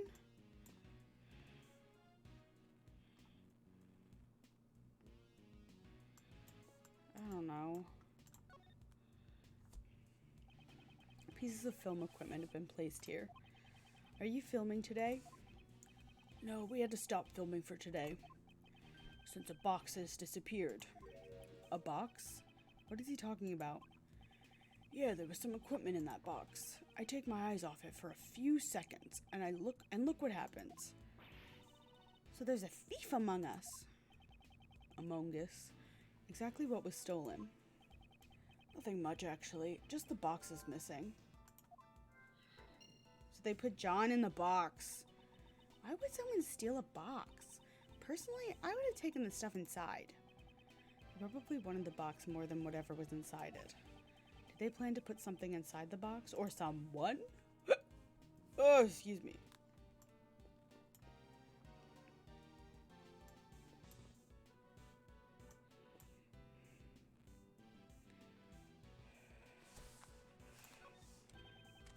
Hey buddy, what's wrong? Your face looks so serious. Have you picked up any passengers here today? Oh, I sure did, but it was only one group. What did they look like? It was a pair of men. They were both wearing black. You happen to see a small boy with them? Here's a picture of him. Here's a picture of him. Nope, it was just the two guys. I understand. Thank you for your cooperation. Hoping he would have some more information for us. But I guess not.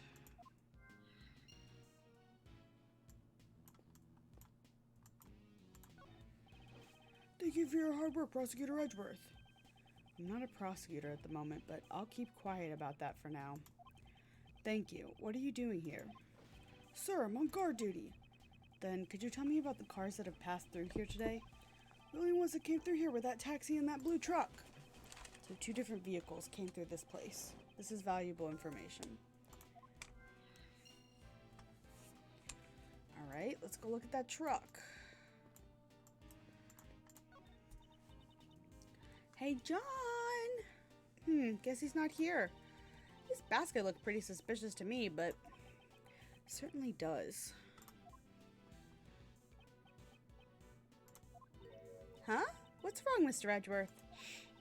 Why are you touching the truck? The truck's body is cold to the touch. It seems to have been parked here for some time. You can figure all that out just by touching it. Considering the length of time it's been parked here, the driver must not be nearby. I suppose we won't be able to ask them any questions until they return. Okay.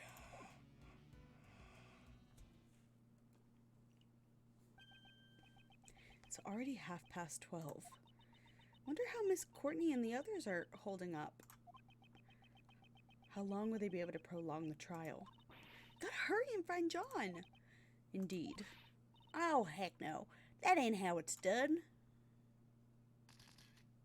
Oh, God. You ain't gonna catch a scoop like that.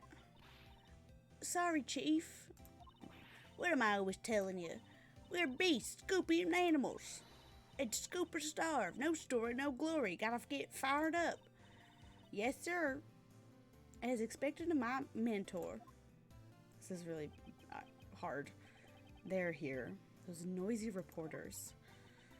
Hey, they came here too. Come on, Mr. Edgeworth. Let's go talk to them. Good grief, if we must.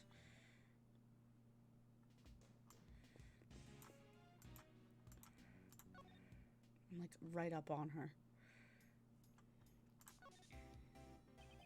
Did Miss Swift call you her mentor just now? She sure did. Nicole's my #1 pupil. She said she fell in love with the photos from my scoops. Even if our jobs are different, our passion for scoops is the same, let me tell you. Ever since then, she's been all cute, like calling me stuff like Master and Chief. So she fell in love with Miss Hart's photos. I guess you could say, like teacher, like student. She's still got a ways to go in gathering information, but her passion's a match for mine. Seems like she was trying to catch a scoop about Mozilla's appearance. She's been circling around these parts all day long. Circling around this area? Maybe she's witnessed the kidnapping. Mr. Edgeworth, looks like we'll need to hear what she has to say. More information about John. Let's show Miss Swift that piece of evidence and ask about him. Okay, I don't want to talk to her if I don't have to. Sorry, Lotta, but you're kind of annoying. If it ain't Mr. Edgeworth, so we meet again. Miss Swift, why are you here? I'm changing her voice because now we know she's supposed to have a southern accent. You were set up as a suspect for the murder. Still, your involvement with the fake assassination plan remains a fact. You'll have to submit to police questioning later. You should know that there's still a possibility you may be charged with some crime. For some reason, my questioning was stopped all of a sudden. After a while, they just let me out and told me I could go home scot-free. Must be some kind of message saying I need to keep on doing my best out there, I reckon. Well, they did give me a pretty stern warning not to reveal anything about the case. In the official statement released to the public about the assassination attempt, Miss Swift was not involved. That must have been the reason why they let her go. But Mr. Edgeworth, attempting to silence Nicole like this is like trying to plug a leaky dam with your bare hands. She was quick to say something so harsh. I quickly put together the full details of everything I knew about the case, sprinkled in some of my own dramatizations, and brought the article into a publisher. But, for some reason, I haven't gotten any replies yet. Were they pressured to keep quiet, or were her dramatizations simply too much? Both are probable, so I'm not sure which is true.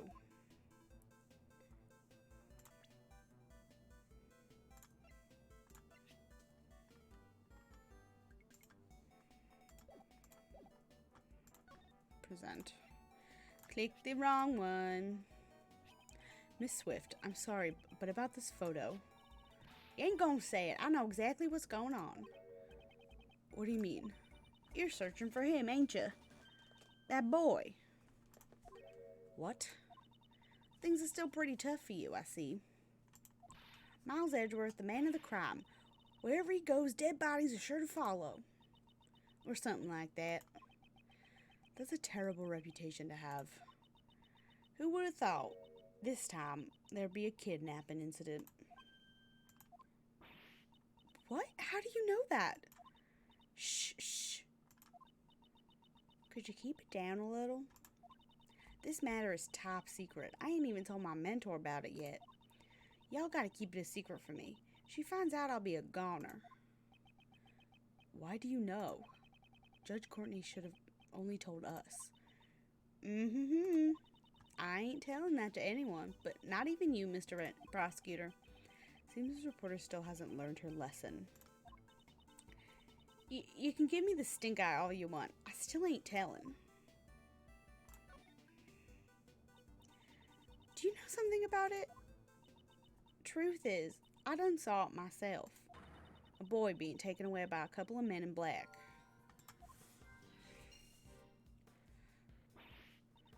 What? Where'd they go? That I don't know. They were too far away, so I lost sight of them. Darn it. But at least we know what the criminals look like. Yes, a pair of men in black. Okay.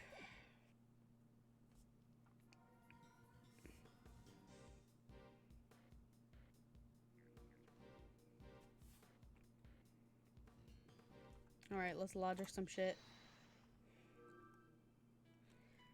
Men in black. Two men. Connect.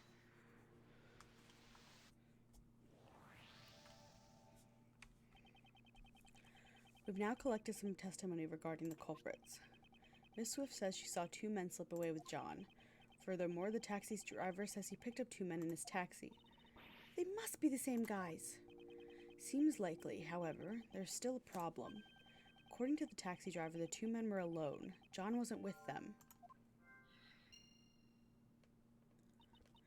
Yeah, you're right. That is a problem. They put him in the box. They put him in the box.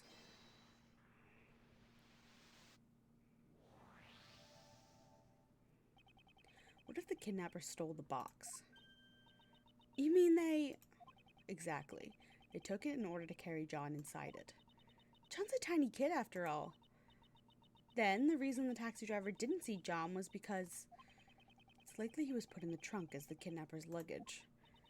But why did they need to go through all that trouble of hiding him? At first, the kidnappers must have intended to abduct him without being seen. However, they didn't anticipate all the policemen in the plaza. I see. If they tried to just walk away with him, they would have been spotted. Just the mere presence of policemen would have been a sizable threat. I get it. In that case, we gotta ask the taxi driver. Did the two men you told us about earlier have any luggage with them? Yeah, they stuffed a huge box into the trunk. Then that's it! Those guys must be the kidnappers. Do you remember where you took those men? Sounds to me like something serious has gone down here. If you like, I could take you to the same place I took them. Let's do it, Mr. Edgeworth. Yes, thank you for your help. No problemo, just leave it to me. Boom.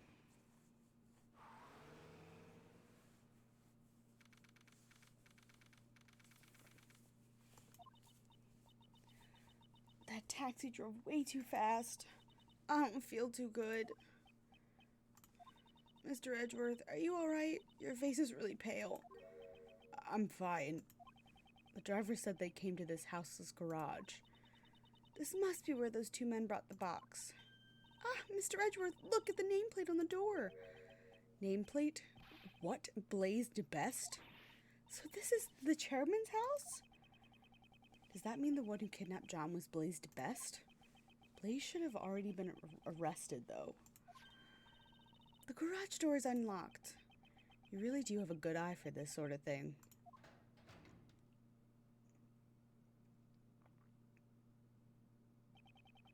Smells like motor oil. Maintaining that motorcycle must be Blaze's hobby. Excuse me, we're coming in. Anybody home? Doing something like this as if we're a couple of petty thieves. Shh, be quiet right now. We're great thieves. Have some self-awareness. She scolded me. Nobody's here. For now, it looks like we can get through this without being arrested. This isn't the time to be relieved. Now the real deal begins. Let's look for treasure.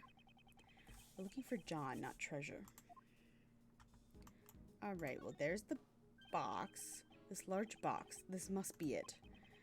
This probably is the box Mr. Powers said had been stolen. So John was stashed in this box and then transported all the way here. Please don't talk about people as if they're objects. However, if that's the case, there's also a possibility that John is still somewhere in this garage. Okay, let's go looking for him. Our honor as a great thief and her assistant depend on it. Good grief. I found something good. Ow.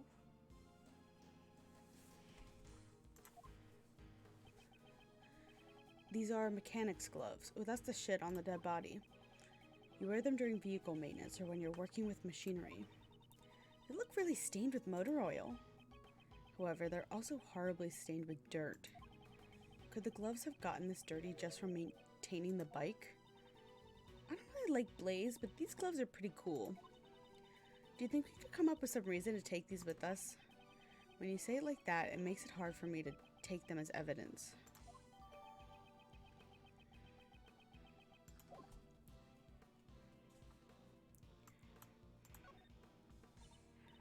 This bike is so cool. Look at that. It has a skull for a headlight. Seems the eyes light up when you turn on the headlights. Well, I'm sure its eyes don't glare as well as yours, Mr. Edgeworth. My eyes don't actually emit light when I glare, though. Mr. Edgeworth, there are huge bags of flour here. If I had some kind of water and a rolling pin, I could make some noodles by hand. I'll slightly undercook them so they have a nice, firm, al dente texture.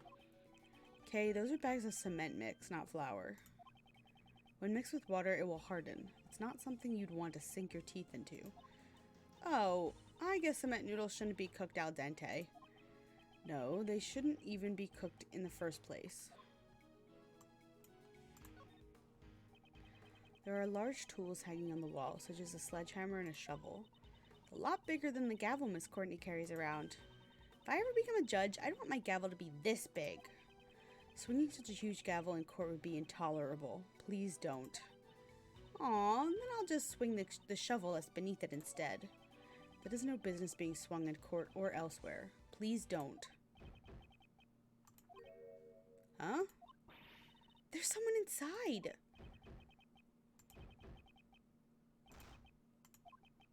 Is it John? John, we're coming to save you! Eh? This is... Sebastian? Sebastian! Holy shit! Why? This is Blaze's house, right? That would mean... Yes, it should also be Sebastian's house. So then why is he... Okay, go help him out. If it has to do with the ropes, just leave it to Kay.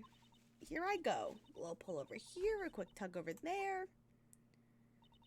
Are you alright, Sebastian? He looks a little worse for wear. Why were you tied up in a place like this? How should I know? You guys don't know anything about me. It's because we don't know. That's why we're asking you. He's completely shut off his heart. Indeed. If it comes to this, I suppose I have...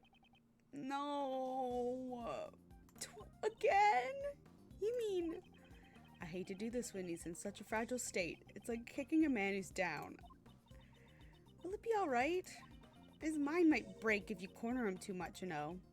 Yes, I'm aware of that. I'll try to be careful. Good grief. I wonder how this will turn out. We can just not do it, Edgeworth. We could just not. Never held back against anyone before.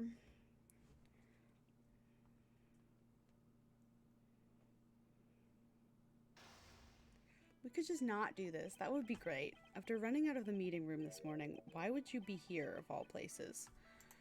Why would he be here? You guys, you don't know how I feel. Oh my lord. He's gone through a lot of shock. He must be on the verge of an emotional meltdown. I think anybody would after their dad just like berated them and called them an idiot in front of their coworkers all night. Was accused of murder and framing someone. Like disowned you again in front of your coworkers and everybody you've ever met, and then in your own home you get tied up and gagged.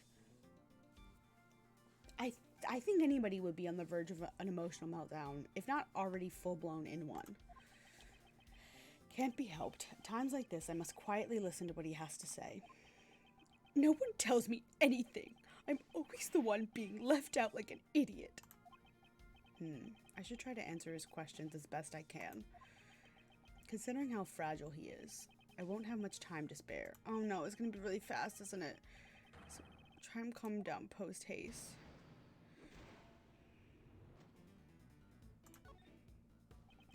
Could you please tell me what's on your mind? I don't wanna. It's not like you'd listen to me anyways.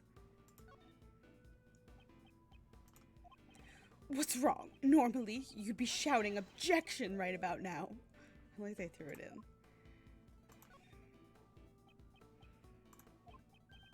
You're serious? You're gonna listen to what I have to say? I can understand the shock you went through after what happened with your father. It wasn't just Pops. This morning, I lost everything. Everything I have was given to me by Pops. Tell me, Mr. Edgeworth, just what am I supposed to believe in?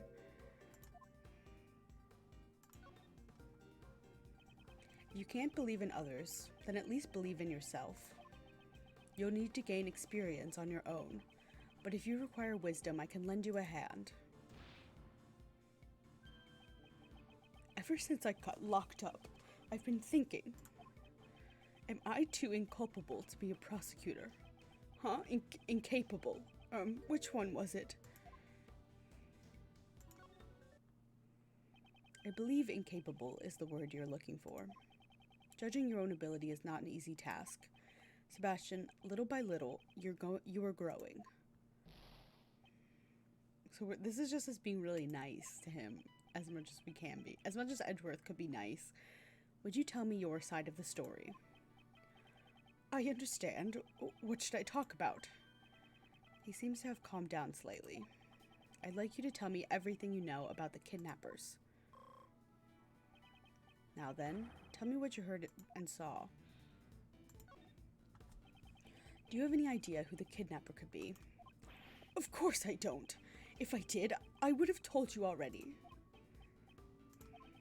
I don't have enough clues to proceed with this line of questioning. Okay. Yeah. Why were you tied up in your own home of all places? That's what I'd like to know. I'm the victim here. How would I know?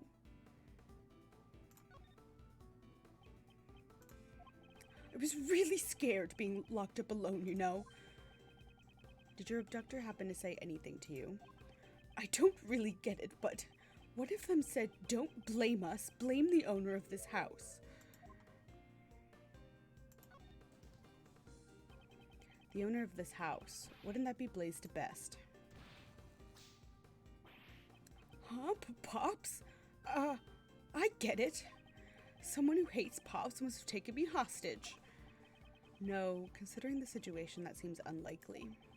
The connection between Blaze and the kidnappers. This could be a useful clue. Do you know what the kidnapper's objective was? What are you saying? What else would a kidnapper want besides a ransom? Okay. Back to the first question. Yes, I get it, Edgeworth. Do you have any? Okay.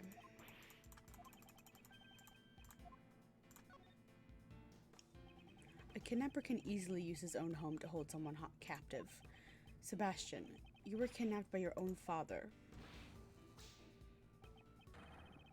What? It can't be. He was going to kill me because I was a nuisance? Oh, buddy.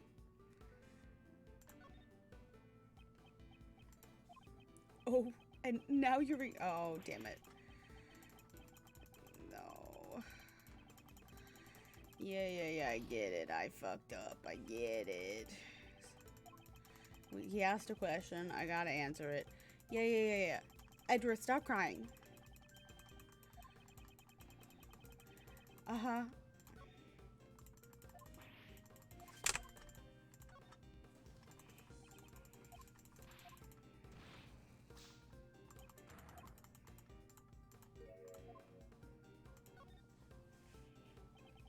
Do you understand? You've been cornered. Oh, damn it. That was not it either. Okay, I get it. I know. I fucked up. I get it. I'm fucked up. Yeah. I get it. I get it.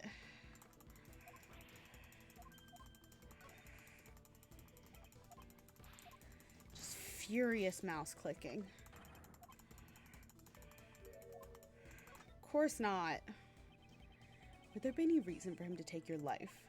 If his son was found dead in his own garage, Blaze would be suspected immediately. I see. Then, why was I kidnapped? Kidnapping his own son. I'm pretty sure he wouldn't be after any ransom money. There must be some other reason why Blaze ordered the kidnapping. This could be a useful clue. Do you know what the kidnapper's objective was? Yeah.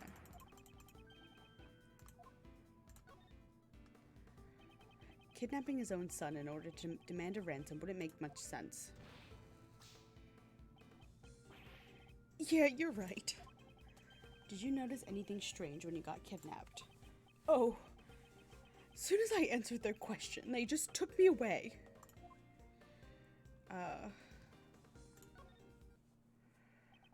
They asked you a question?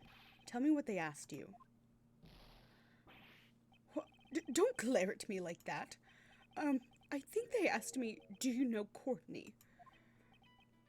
I see. The pieces of the puzzle are starting to fall into place. Blaze, the kidnappers did not intend to kidnap you. Yeah. Their objective was John Marsh. They were planning to kidnap Courtney's son in order to have Patricia Rowland declared not guilty. Justine as a son, and Warden Roland gets declared not guilty.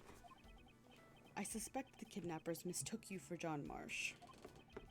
All of this was just a mistake? Wait, maybe that's why, back then... Did you just remember something? No, it's nothing. I'm useless anyway. Just leave me alone already. This is bad. He might be at his emotional limit. I must get him to tell me what he remembered and try to calm him down as well. Based on how distressed he is, it must have been quite traumatic. I'll need help getting him back on his feet. I'll need to help him get back on his feet. What did you remember just now? I didn't remember anything about that guy.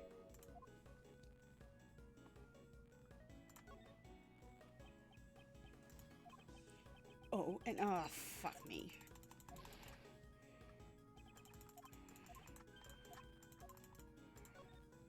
I said Poe.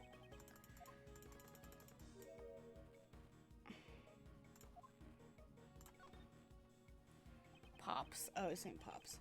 That guy happened to be Blaze. Darn it! Oh, so this is the difference between me and someone who earned his prosecutor title. I've been wanting to ask you, why did you become a prosecutor? What does it matter? I'm not fit to be a prosecutor anyways.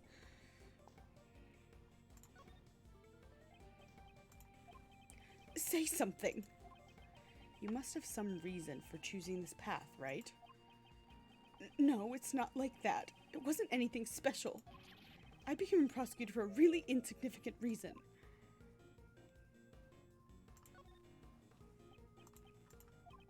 It was just a personal reason. Just like you, I too became a prosecutor for a personal reason. Huh? Is that true? But you're a really successful prosecutor. I'm sure that Pops, the PIC chairman, would have been more proud of you than me. I see. So you wanted your father's approval. Oh, I thought that if I became the best prosecutor, he'd be proud of me. That's why I just wanted to help out Pops as much as I could. Would you happen to be protecting your father? I don't have any reason to protect someone like him.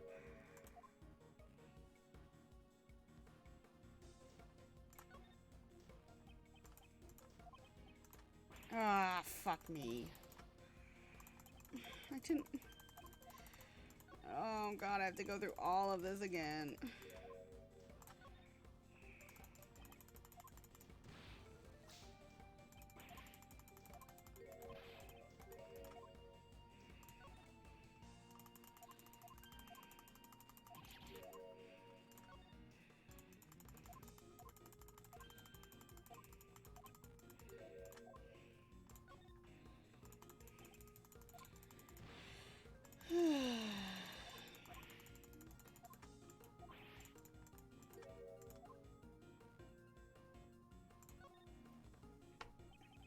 Didn't you want to help out your father as much as you could? Just once, I wanted to be useful to Pops, just this once. That way, I could help him regain his reputation. You seem to be mixing up your words again. The word you're looking for is reputation. What did he say before? Repudiation? Huh? No one's ever told me that before. Your father, who has strayed from his path, continues to add to his crimes. Even knowing that, do you truly want things to stay the way they are? But in that case, just what am I supposed to do? You should triumph over your father, who has treated you like a fool. You must stop Blaze before he commits another crime. I never thought of it that way. I want to triumph over Pops. Somehow, it seems he has calmed down once again. Now's my chance to ask him about Blaze's secret. Thank you. We'll give Sebastian the courage to stand up to his father. Was there some connection between your father and Patricia Rowland? I'm sorry, I don't really know. Every tiny bit helps. Can you remember anything at all? I think sometimes they would interact with each other during work, but...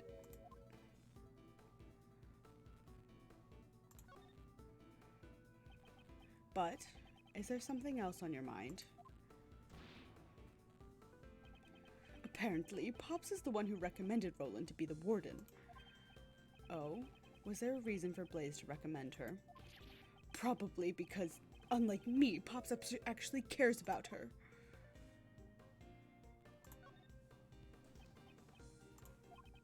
Well, Pops has known her since he first became the chief prosecutor, after all. What was he like when he was the chief prosecutor? Oh, Pops was amazing! He looked over every single piece of evidence that went through the prosecutor's office. He looked over every single piece of evidence? This could be a major clue. Seems that the evidence regarding Patricia Rowland never made it to the trial. It's the duty of a prosecutor to watch over the evidence. Did you take care of it properly? That's not it. Just listen to what I have to say.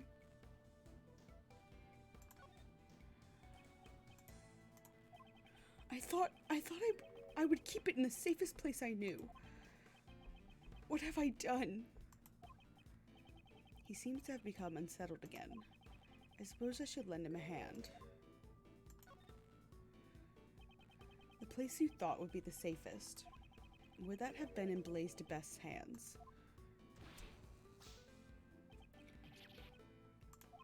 He told me it would be safer if he took care of the evidence. I'm sorry, but he has betrayed your trust in the worst way possible. Pops, why would he want to hide the evidence?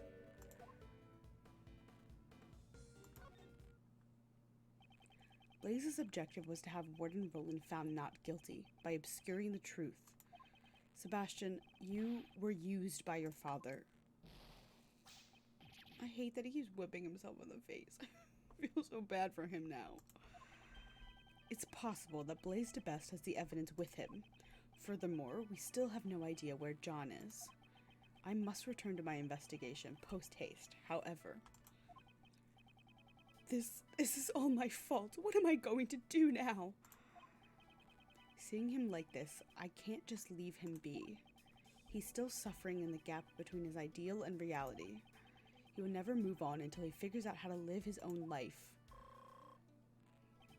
Sebastian is about to face his greatest trial. Perhaps this is fate. I shall give him the push forward that he needs.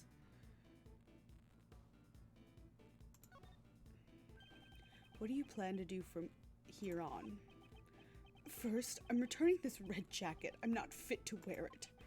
Clothes fake the man. I think that's what Pops used to say. He knew all along I was a fake.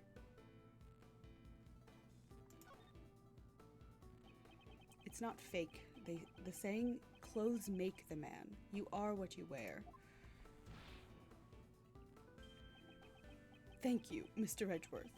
I've learned something new yet again. Yes. All you have to do is become a prosecutor who is fit to wear that jacket. Yeah, I'll do my best. That way no one will ever make fun of me again.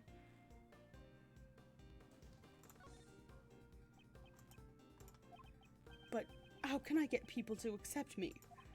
What do I do? I don't know what to do. I don't have enough clues to pursue. Okay. Great.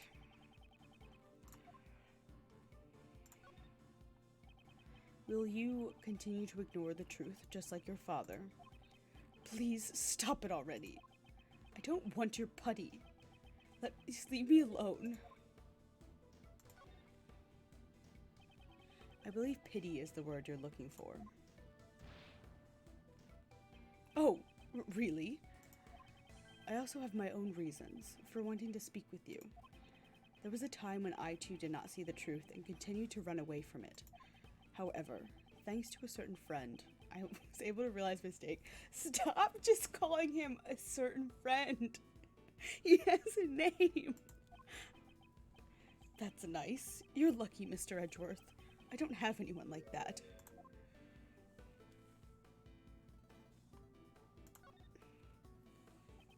If you have the courage to stand up, I'll show you the way. What? Only if you have the will for it, though.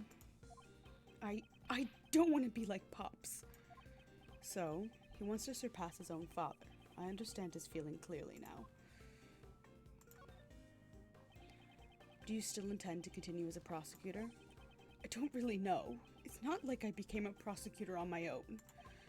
Because of that, do I even have the right to continue being a prosecutor?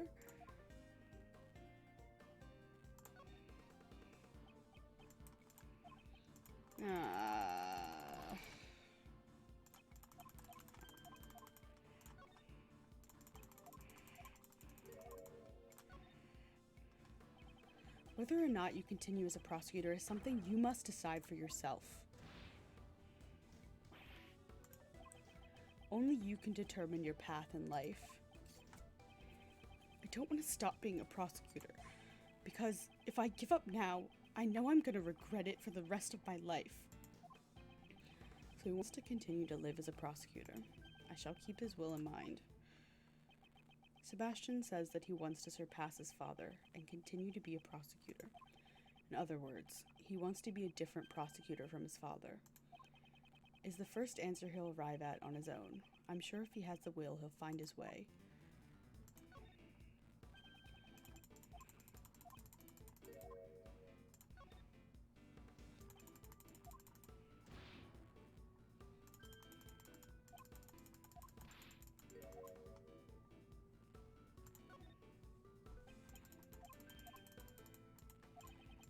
For goodness sake, don't you remember your own words? Perhaps his own... Okay. As a prosecutor, didn't you want to walk a different path from your father? Certainly, the path you have chosen is not an easy one. Nevertheless, you still chose to live as a prosecutor.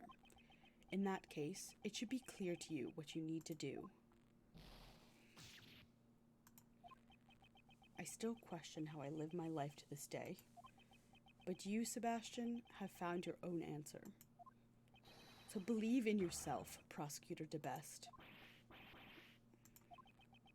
He was mistaken for John and kidnapped by Blaze's underlings, and after his father stole his evidence, he lost his confidence as a prosecutor.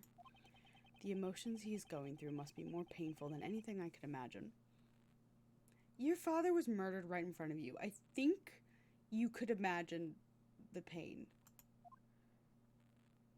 Your father was murdered in front of you, and then you were raised by the man who murdered him. I think you could imagine the pain. It's taken longer than I thought, but with that, it's checkmate.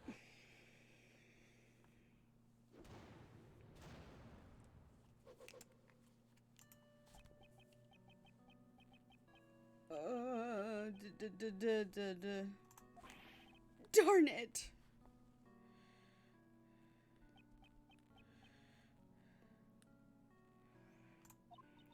He dashed out of here at full speed.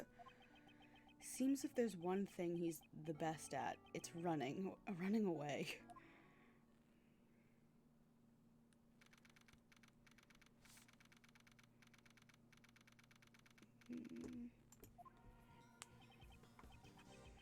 We're running out of time. We should check in with Mr. Shields. I'd also like to know what the situation is like on their end. Mr. Best ran off again. We'll just give them the new information we discovered. Francisco will take his place.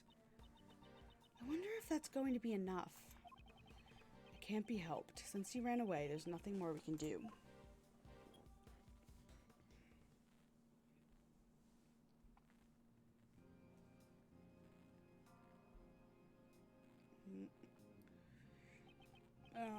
I guess I'll just say it again. If there's no murder weapon, you can't prove the defendant is guilty. Just because we don't have the murder weapon doesn't mean the defendant is innocent. It seems you wish to taste the sting of my whip. Mr. Returney, this trial, how much longer will it take? Because it feels like it hasn't gone anywhere at all for a good while now. Well, sorry, but that stubborn prosecutor over there just doesn't seem to understand. till I am satisfied. This whip will lash out at you as many times as I see fit. By now, she probably whipped me once for every year I've been alive. Miles, what's taking you so long? Even though we're just stalling for time, Uncle Ray can't keep this up for much longer. Nico!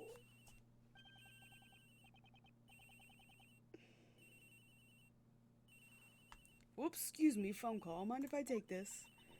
I will allow it.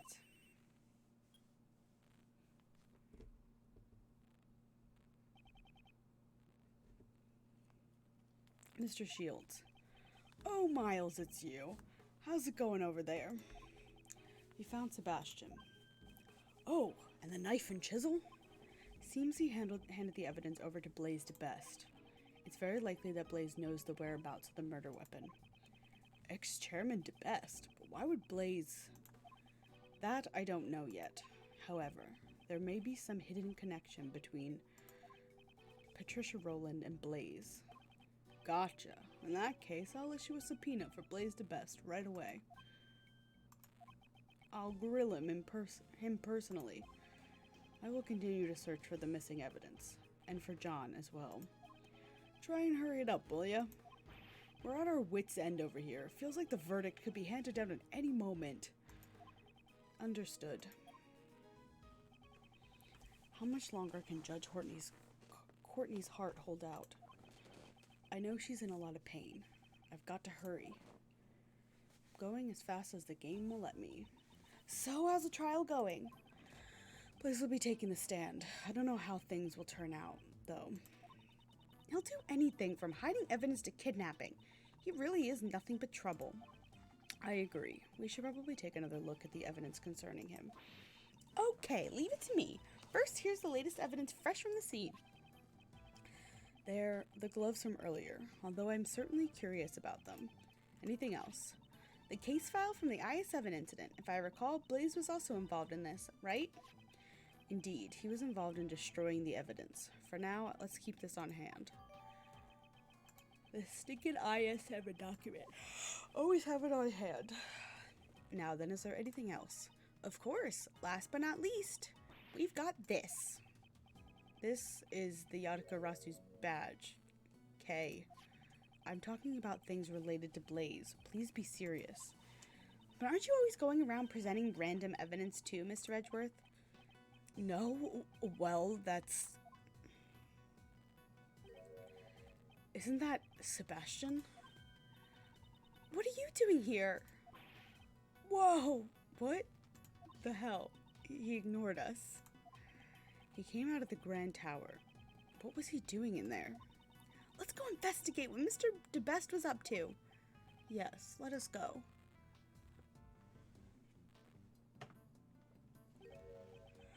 The hatch is open. I think Mr. DeBest who opened it. Sebastian, come here. Mr. Edgeworth, over there. The safe's open. Did he come here to open that? Let's examine it thoroughly.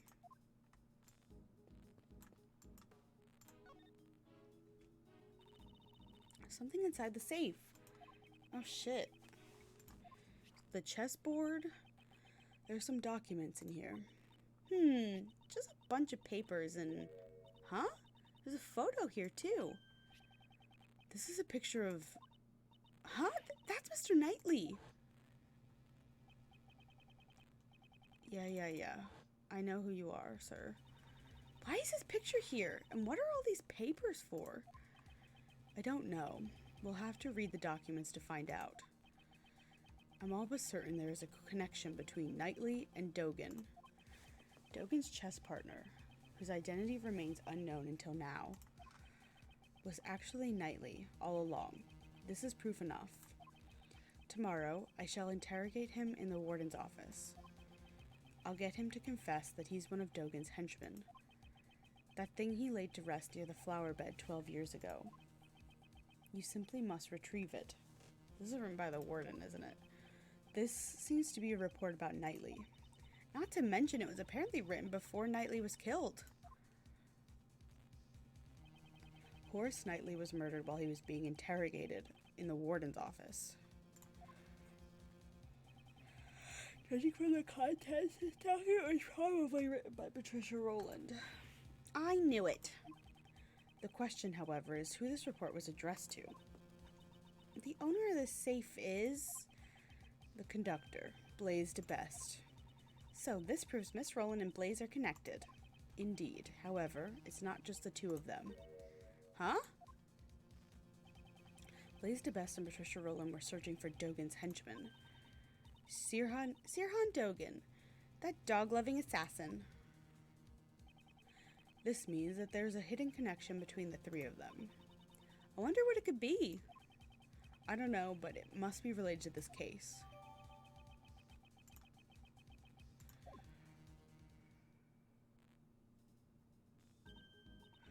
There's some other stuff in here that I remember seeing. There's something on his... okay, yeah. It's this ring. Expensive ring. Don't steal it. It's Horace Knightley's... the chessboard and the ring. All of his possessions are inside the safe. So basically all of this stuff is evidence from the prison case. Correct. Then the knife and chisel that vanished might be in there too. Let's see. Mr. Knife, Mr. Chisel. They're not in there. I guess this is all just Mr. Knightley's stuff. I see. That's too bad. Horace Knightley is dead. Game isn't over yet. However, the game is not over yet. Unless I can see it through to its end. Okay.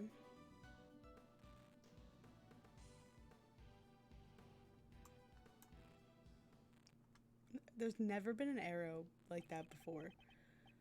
Young lady, good sir, might I interest you in some cotton candy? Oh God, it's you. There is also ice cream if that's what you prefer.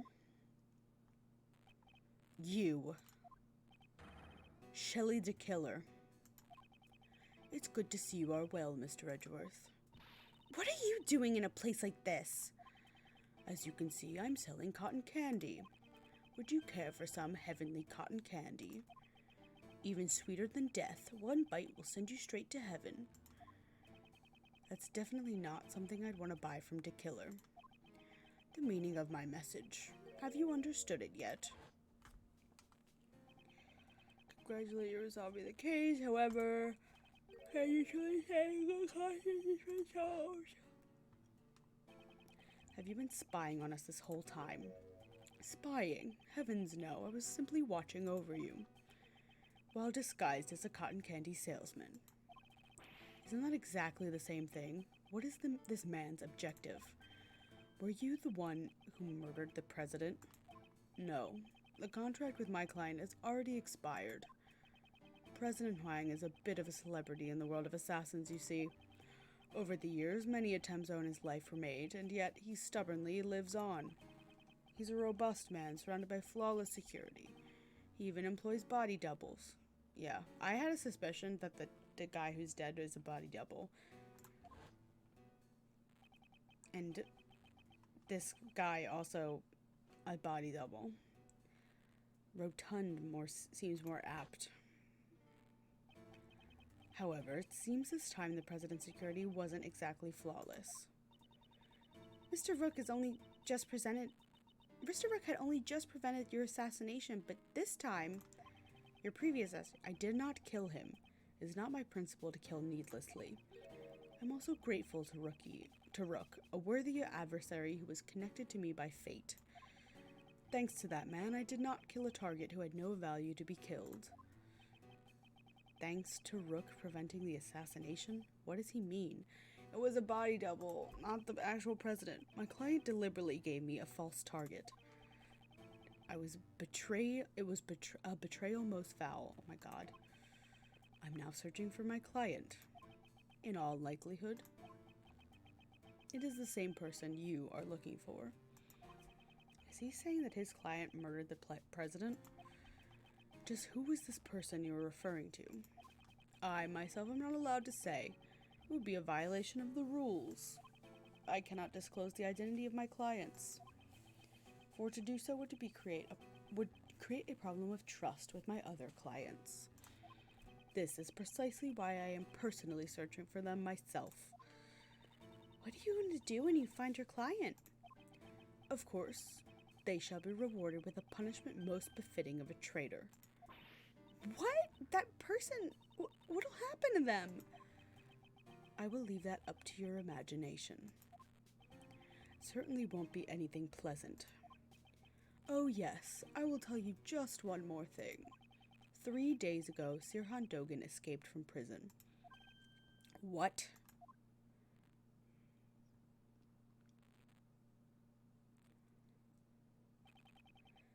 Three nights passed. Dogan's solitary cell was found vacant. It was almost as if he knew I would come pay him a visit. He visited Dogan's cell. Could it be that the person the killer is searching for is... Well then, if you'll excuse me, I must get going. Let us both do our best in tracking down that person. It's either Blaze or Dogan. It's not John, right? It wouldn't be a 13-year-old boy, right? These two assassins. This sound is... Mr. Edgeworth, Judge Courtney's cell phone is ringing. Could it be John? Mr. Edgeworth, how are you doing? Sounds like they're using a voice changer. Who is this? Someone you've been searching for. The one in the red hood. Oh. The red hood. Are you the person who ambushed Kay? Brilliant deduction. I'd expect no less from a prodigy prosecutor such as yourself. Mr. Edgeworth, I want to listen on this too. Very well. I'll put it on speaker. Well, I must say that I didn't expect the girl to get an amnesia. Hey, what's that supposed to mean? But that's not all, you see. Perhaps I should let you in on this, Mr. Edgeworth. Actually, I was the one who ordered Blaze DeBest to kill Jill Crane. What? This must be the person the killer spoke of. I really should thank you, Mr. Edgeworth. You have no reason to thank me.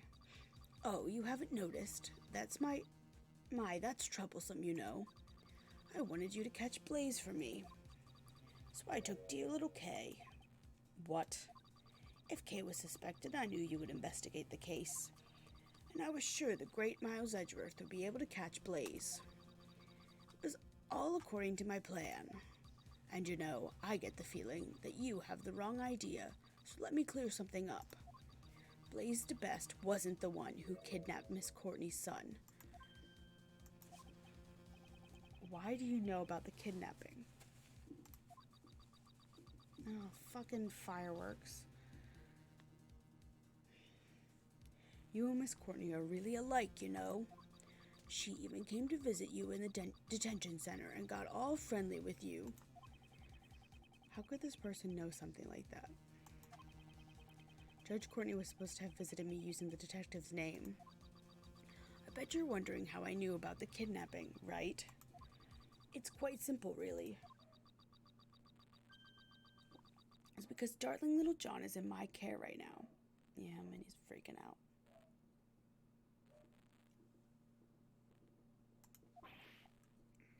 What? Huh? You seem surprised. If only I could see the look on your faces. Quickly, little Kay, you have to hurry and steal him back. You wouldn't want to tarnish the Yatakarasu's name on your first job, would you? Even though it's my first job? Why does this person know everything in so much detail? Well, I suppose I can't blame you for your mistake. It seems Blaze was after John as well, you see. There were 2 kidnappings. He's such a fool, you know. Kidnapping his own son instead. Is John there with you? If he is, then I would like to hear his voice. He's here, but I'm afraid I can't do that. You see, he's asleep right now. In that case, there's no way for us to know if you really kidnapped John or not. I suppose you don't have to believe me if you don't want to. What is your objective? Is it to get Patricia Rowland declared not guilty? A not guilty verdict, eh? I couldn't care less about that. So his objective is different from Blaze's. I think I'll keep my objective a secret for now. Well, then, I must be going. I hope you enjoy yourself, Mr. Edgeworth. Don't think you can get away with this. Then come and get me. I'll be looking forward to it. That is, if you can bring me to justice. But I highly doubt that. What the fuck was that?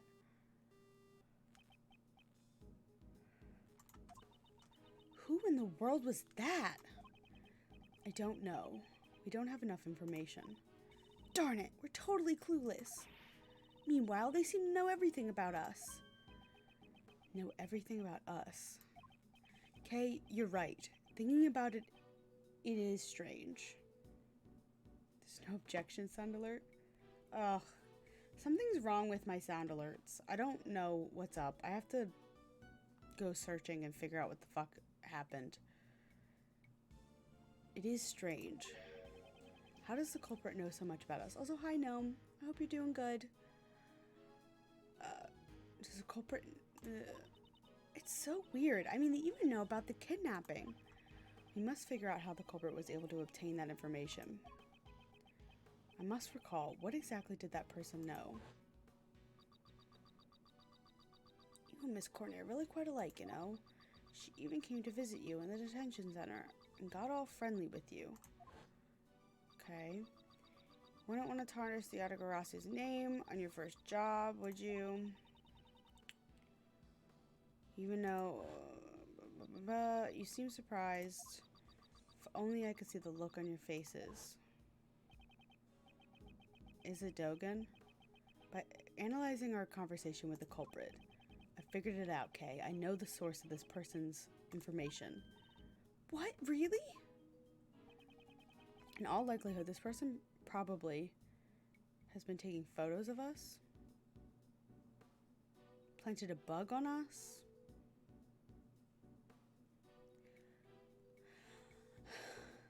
It must be a bug, right?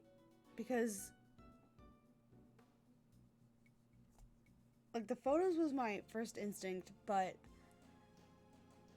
what's her name? Lotto has only been there, like, this case. So she wouldn't have known about the stuff before. And Lotto wasn't there when we were talking about, you know, the Yatagarasu stuff. I think it's a bug. I believe it's highly likely we've been bugged. Bugged? If you recall what that person said, seemed surprised. If only I could see the look on your faces. If they couldn't see our faces, that means they weren't taking our pictures or following us. Then they must have planted a bug somewhere. Could it be in my stuff? Was there anything they could have had a chance to bug? There must be a hint somewhere in our conversation just now. That's right, that person knew something they shouldn't have. The conversation between Judge Courtney and myself in the visitor's room.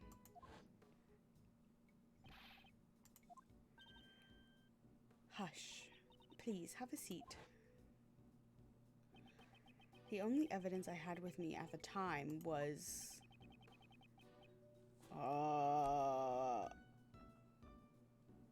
I mean, it's not any of this shit. Because this is all for this case. And we had all of our evidence taken away from us. Is it the badge? Is there something on the badge? Is it Kay's badge? Kay, may I see your badge? My Yatagarasu's badge? No way! Why not? Mr. Edgeworth, just because you became a great thief as Three's assistant doesn't mean you're ready to wear this badge yet. That's not it. It's very likely the bug was planted in it. What? In my badge? Let's take a closer look. Okay.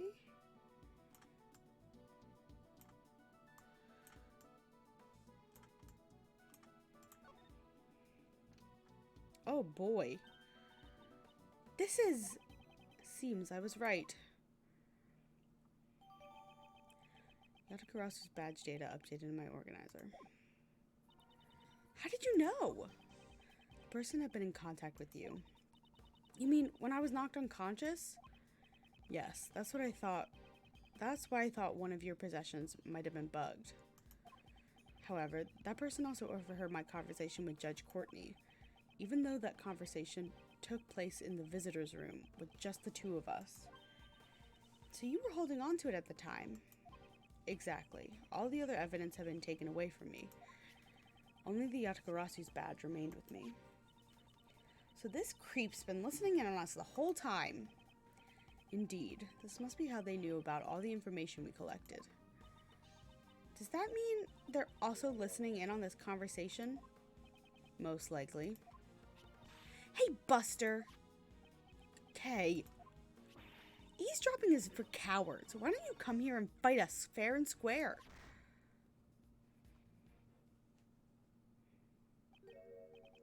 What was that sound just now?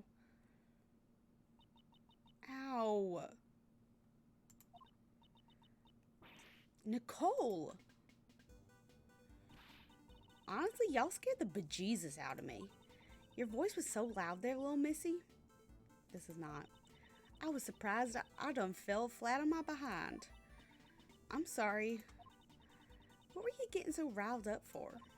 You gotta hear this. It really grinds my gears. Yes, yes. Okay, please just leave it at that. Unless you want to make tomorrow morning's headlines. That was close. Oh, shucks. Don't be such a stick in the mud. What's wrong with letting a gal open her heart and spill the beans? Is it her? She's been with us since the very first case. For now, I'll turn the bug off. It might be her. So, did you find the kidnappers? Miss Swift, was the boy you saw being kidnapped this boy in the photo? Nope, they ain't nothing alike. He had a more stupid looking face and was wearing a collared school uniform. I thought so. Yet again, we were led astray by this woman's testimony. We'll have to conduct our own investigation all over again. So we're back where we started. Are there any new leads? God. There's only 20 minutes left until 2 o'clock. Will we be able to make it in time? Mr. Edgeworth, about that phone call just now. Wasn't there a strange sound at the end? A strange sound? Don't think you can get away with this. I'll be looking. Maybe you can bring me to justice, but I highly doubt that. Now that you mention it, it sounded like an explosion. Might be a hint to establish the culprit's whereabouts. I see. The sound of an explosion, eh? I would appreciate if you stopped eavesdropping on us. Mr. Prosecutor, you're as stingy as ever. First, let's see what she has to say. Okay. You better give me good information. All my hard work's helped move this case forward. I reckon it's all a good day's work. I'm not so sure about that. We've been chasing after an entirely different person. Indeed. Seems she did not properly examine the photo earlier.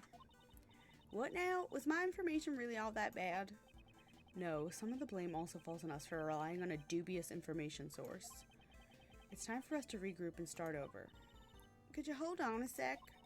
If you think I'm staying quiet after being called a dubious source, you got another thing coming. Fine then. Guess I'll just have to tell you about the scoop I've been saving. You've been saving a scoop?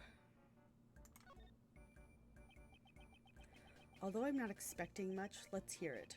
What is this scoop of yours?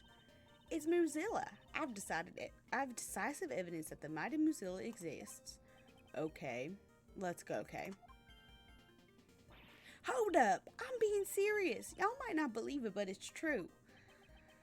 We don't have much time, but I guess there's no other way. Would this decisive evidence of yours be something you've recorded on that tape recorder? That's right, Mr. Edgeworth. That's Mr. Edgeworth for you. You're good at figuring things out, aren't you? It's the sound of Mozilla spewing out fire. This place nearly became a sea of flames. If you say so. Don't make that face. If you think I'm lying, then have a listen for yourself. Ready? Here comes the flame.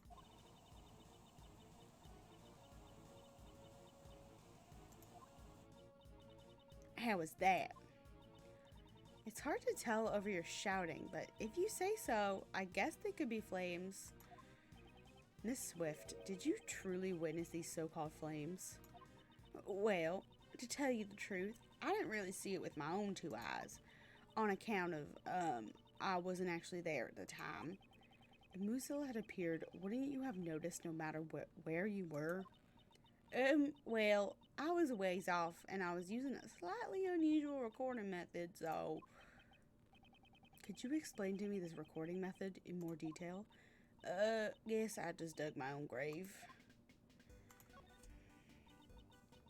Truth is, I was aiming for a scoop, so I did me some wireless wiretapping. Wait a minute, wireless wiretapping? If there's no wires, how'd you tap them? Kay, please don't concern yourself with the semantics. She was simply intercepting wireless communications and listening in without permission.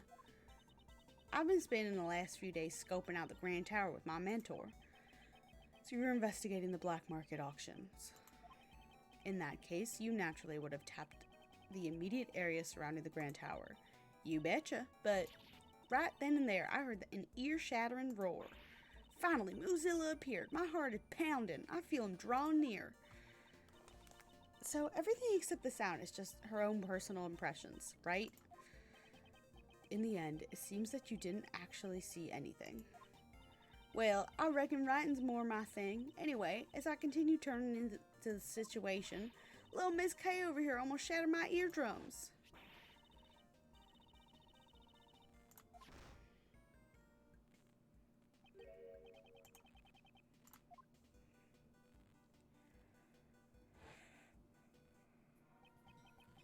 I see, Miss Swift. While you were eavesdropping, you were surprised by Kay's voice and fell over. In other words, you did not hear her voice directly. You heard it via the radio waves emitted by the bug, did you not? Then does that mean the one who planted the bug on me was... I was just eavesdropping. I never stooped to bugging nobody. Miss Swift, do you mind if we borrow that tape for a while? Just do what you please already. Okay.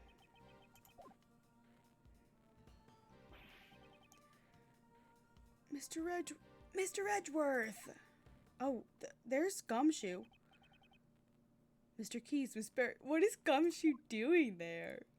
Why is he just eavesdropping? Did you find him? Not yet. Just where could John be? Where could John be? John? No, it's nothing. Don't worry about it. They don't know anything about the kidnapping. Regarding Sebastian, we found him not too long ago. Really? That's great. Thanks so much. Now I won't be arrested again.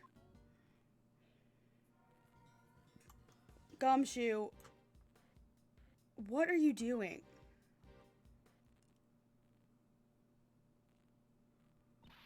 Gummy, why are you running away? Detective Gumshoe. When Mr. Edgeworth gave up his prosecutor's badge, I just didn't know what to do. Detective Gumshoe, don't follow me. And then I began to think, if Mr. Edgeworth isn't a prosecutor anymore, does that mean I'm no longer a detective? But that's not true. Even without Mr. Edgeworth, I'm still a detective, and investigating is my job. Detectives don't investigate just for the sake of prosecutors, pal. That's why, even if I'm on my own, I won't stop investigating. So you've been investigating by yourself? Then perhaps at that time, you should thank your former subordinate. He gave me some valuable information which may save Kay Faraday. Detective Gumshoe did. So Jill Crane's autopsy report. I went to the detention center to see how Kay was doing. That's when I heard. You get to where I am, you can just create your own truths anytime you want. Kay Faraday's the culprit. That was a truth I simply manufactured out of thin air. Good, very good. That face, that expression. You heard that conversation. That's right. And that's why I took over the evidence again myself, sir. Looked over. Gummy, that's amazing. It was you who saved me. Kay, I'm really glad you got your memories back. Thank you. Do you get it now? I can investigate on my own. Gummy, don't run away. You've already proven that you can investigate on your own. After all, you saved me. Gumshoe. Detective, I need your help. Currently, I'm not a prosecutor, nor am I much of anything else. Even so, I will pursue this case. I ask you not as a prosecutor, but as a friend. Detective Gumshoe, will you help us? As a friend. Oh, please cut it out, sir. Gummy!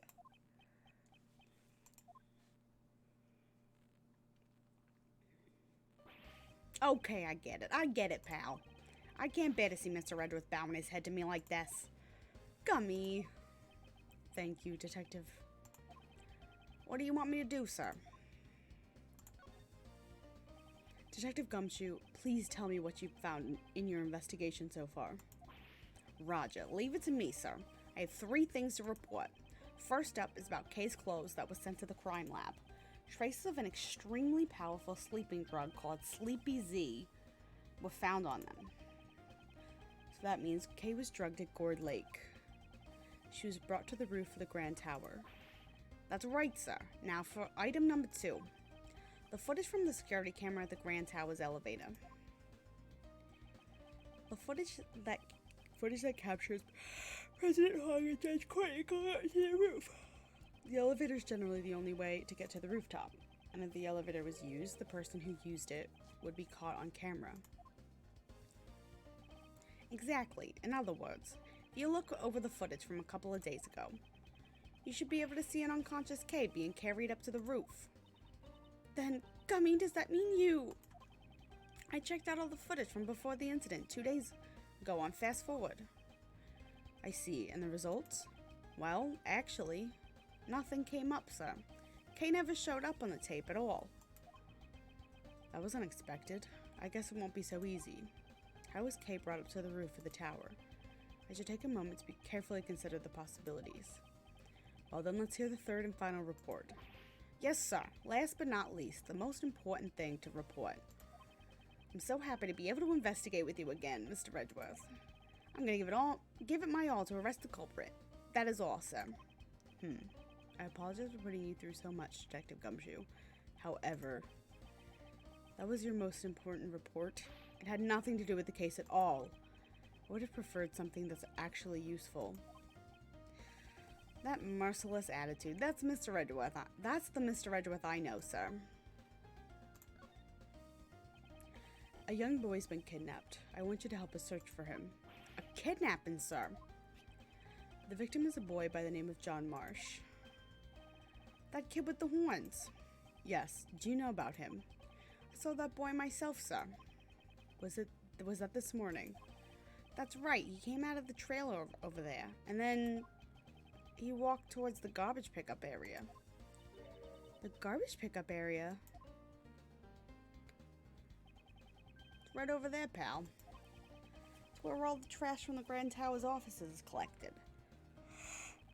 I don't know what happened after that. And I left the place around then.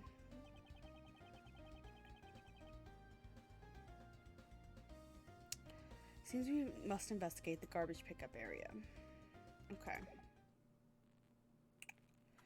Let's go to the garbage pickup area. Gummy said John headed towards the garbage pickup area. Indeed, there must be some traces of him left behind.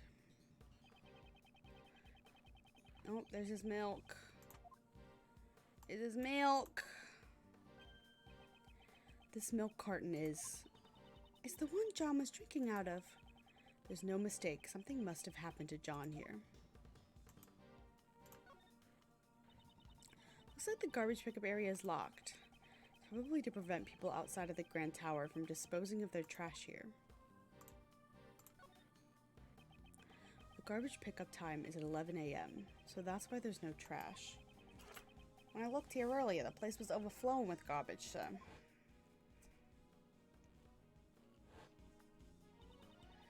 Looks like today's the day when bulk waste is collected during the garbage pickup. There really were a lot of bulky items placed here, pal. Garbage truck's compactor can crush any kind of garbage to dust. No, it seems in the case of the bulk waste, it's transported as is without being crushed. Huh? Why would you know about how bulk waste is disposed of, Mr. Edgeworth? Maybe Mr. Shields, in order to accomplish Mr. Edgeworth's acquisition plan, sent him something like a moving process instructional brochure. There are times when you're so sharp it's scary, although they're few and far between. Combined with Detective Gumshoe's testimony, the chances are high that John is attacked at the garbage pickup area.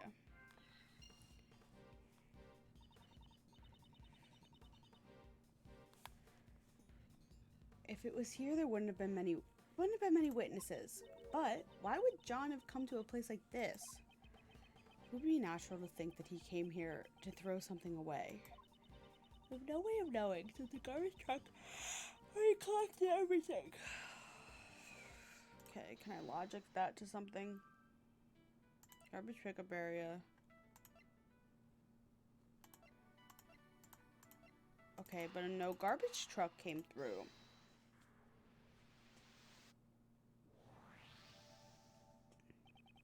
The only vehicles that came through the plaza this morning were the taxi and the blue truck. Mr. DeBest was kidnapped in that taxi. Yes, meanwhile, John was attacked in the garbage pickup area, and the garbage was collected from there at 11 a.m. Got it, sir. The blue truck was actually... That's right. The blue truck that came through the plaza was a garbage truck.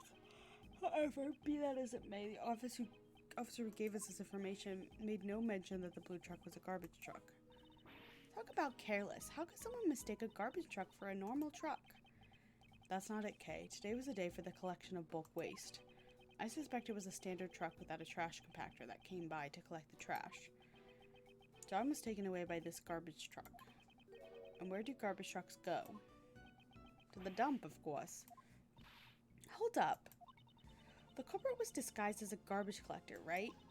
Then the truck was probably fake, too. How do we know they really went to the dump? No, the garbage truck should have been real. Why is that?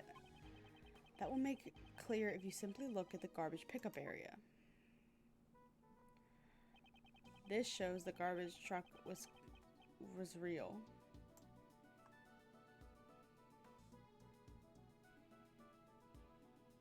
The lock. It's not the milk and it's not the sign. There's literally nothing else to click on. The garbage pickup area is locked. Only a real garbage collector could have unlocked it to collect the trash. Precisely. We should assume that a genuine garbage truck was used. For example, the kidnapper could put John into a large cardboard box. If the box was mixed with the rest of the bulk waste, the garbage collector would have carried John away without even knowing it. Oh, whoops, exactly. The culprit could then lie in wait at the garbage dump. And if they said, I threw it away by mistake, the box would be returned to them. Any garbage dumps nearby? Let's see. Oh, 2 of them. So, which garbage dump has he been taken to?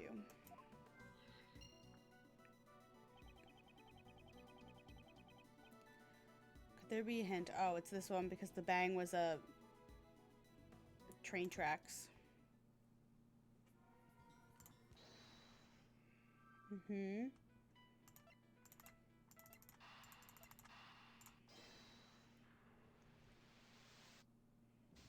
No? Okay.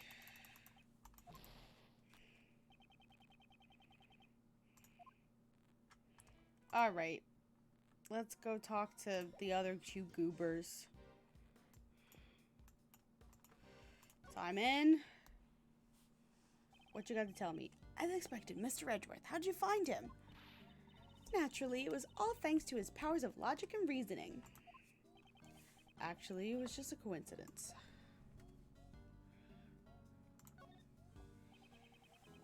Guess there weren't any help at all, were we? Don't be silly. Of course you helped. Really, thanks a lot. Where were you guys searching, Simon? It was a bit far off, but we searched around the Sunshine Coliseum. Sunshine Coliseum, so they were by the shore. There were a lot of people at the event there, so I thought he might have gone as well. An event? Sounds like fun. Is it a festival? I want to go too. It was a lot of fun. There were food stands, fireworks, and much, much more. Simon got worn out by all the people in the crowd pretty quickly, though. You didn't have to tell them that. It's settled. Once we wrap up this case, let's all go there.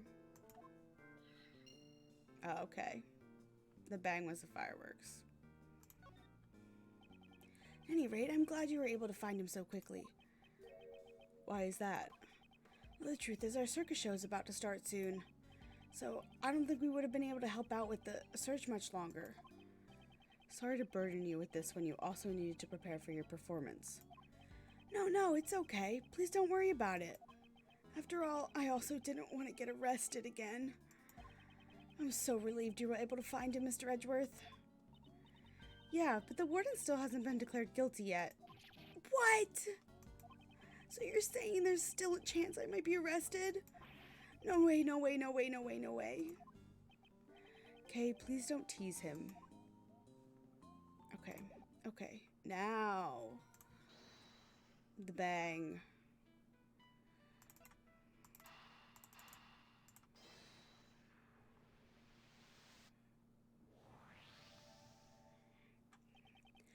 Mr. Keys, didn't you say that there were fireworks at the Coliseum earlier?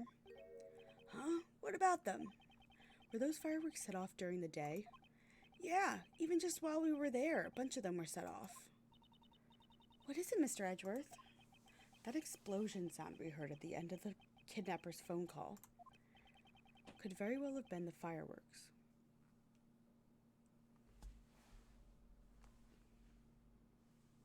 I just caught this and I hate this. It's just my ring light reflecting in the mirror, but I don't like it. Kind of looks like an eyeball. Anyway.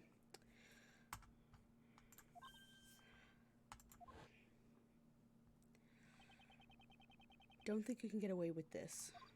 Yeah. I know that I've heard it like 3 times now. Thank you so much. For the sound to have been picked up by the phone, it must have been fairly loud. So that means the culprit is near the Coliseum. Okay. My train track theory was wrong. Even so, I bet the fireworks could be heard in lots of places around the Coliseum. Indeed, it would be impossible for us to search the entire area by ourselves. If only we could have the police lend us a hand.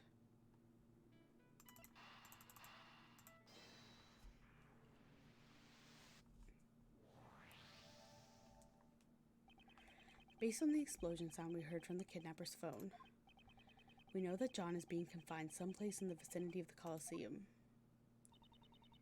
One of the garbage dumps is next to the Coliseum.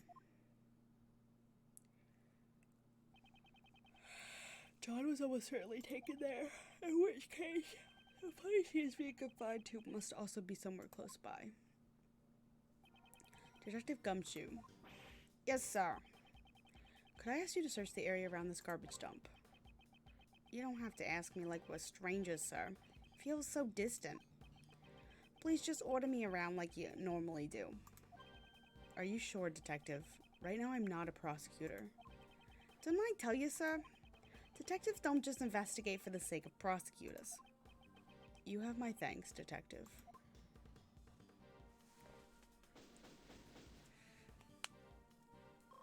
Okay. Look, it's almost time. Better we hurry. They should also be at their limit. Detective Gumshoe, I'm counting on you. Leave it to me, sir. This may be an unofficial investigation, but I'll call it in all my pals from the station to help. I'll help too. Stealing John back is my job after all. I will be returning to the courtroom. Might be able to draw out some more time. Okay, well then, even in the depths of night. The clock just struck 2. We have to hurry.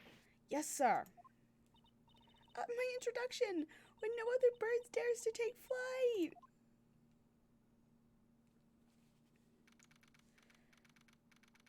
Okay, courtroom.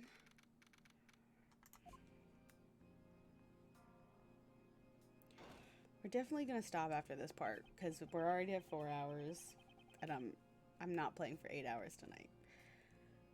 Well, well, well, if it isn't former prosecutor Edgeworth. Blaze to best. Witness, face forward. We're not done talking yet. Like I said, you see, why exactly would I have needed to help that person out, Your Honor? You know, it's a crying shame. Having a beautiful woman declared guilty. Honestly, it brings tears to my eyes. But you see, there's no reason for me to go out of my way to hide evidence just to save her. However, we still have the testimony of your son, Prosecutor DeBest. He testified that he handed the evidence over to you. Well, I haven't the slightest clue what he was talking about. I simply can't imagine why Sebastian would have said something like that, you know?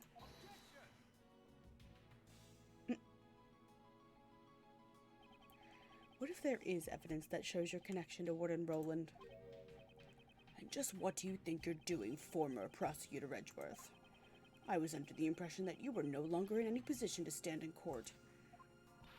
Miles Edgeworth, how dare you barge into my prosecutor's bench? Francisca, I'm sorry. I need you to lend me the bench for a little while. What are you saying? Judge Courtney, I've brought vital evidence related to this case. Your Honor, please allow me to testify. She'd never allow it. Courtney Pye, Uncle Ray also asked that he be allowed to testify. There are no objections from the prosecution either, right?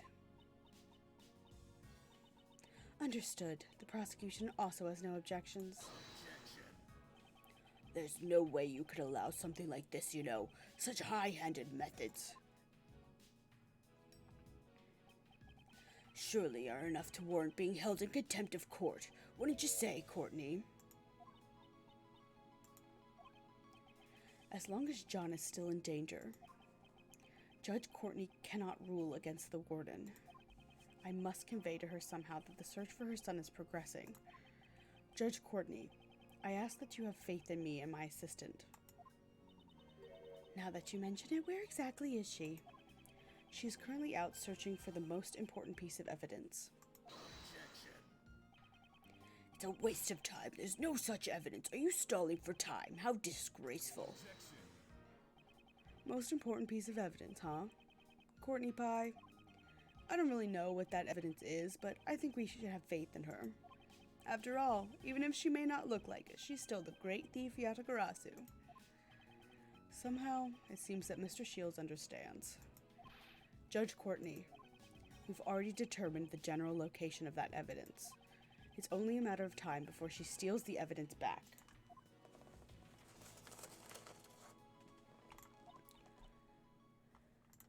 I understand.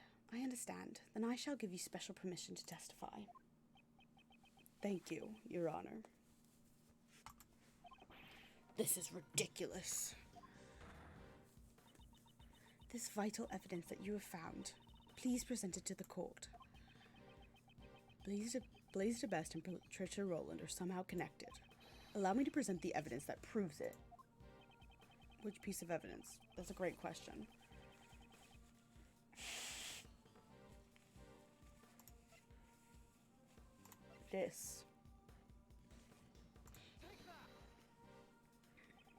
This document contains a detailed report regarding the interrogation of a certain man. A certain man? That man being the late Horace Knightley. And the one who interrogated him was the defendant in this trial, Patricia Rowland. That means that was the interrogation where... That's right. Patricia Rowland murdered Knightley in the aftermath of the interrogation. And that very interrogation has been recorded in this written report. That definitely sounds like vital evidence. Miles Edgeworth, just now you referred to that document as a written report. Now, just who in the world was that report written for? I thought you might ask that, Francisca. And that's precisely what is most important about this report. We found this document inside the safe in the storeroom in the 51st floor of the Grand Tower. The 51st floor, the storeroom for the black market auction. Indeed, and the conductor of the auction was you, Blaze de Best. You received a report about the victim from Warden Rowland. In the face of this evidence, can you still say you have no connection to this case? In regards to that, I refuse to answer. What? It is yet to be proven in court that I was the conductor of the black market auction. Oh, have you already forgotten the events of this morning? I believe I have already proven it back then, did I not? And you fucking admitted it, I'm pretty sure. I will not deny that I was bested by you. Also, great job regrowing your hair and beard. I know it was a wig, but... I'm not denying that I was bested by you. However, that was at the crime scene. Who knows if the results will be the same in court? An acquittal is still possible, you see. No, it's not. Till it's been proven in court that I am the conductor of the black market auctions. You can't prove that document was addressed to me. Your logic is twisted. That's not very nice, you know. My logic isn't twisted, is it? Courtney, don't you feel the same way? It was quite unlike you to allow former prosecutor Edgeworth's statement just now, you know. Saddens me, you see, that you would fail to uphold the law as a judge should. In fact, I'm so upset by this, I may have no other choice but to use my last resort, you know.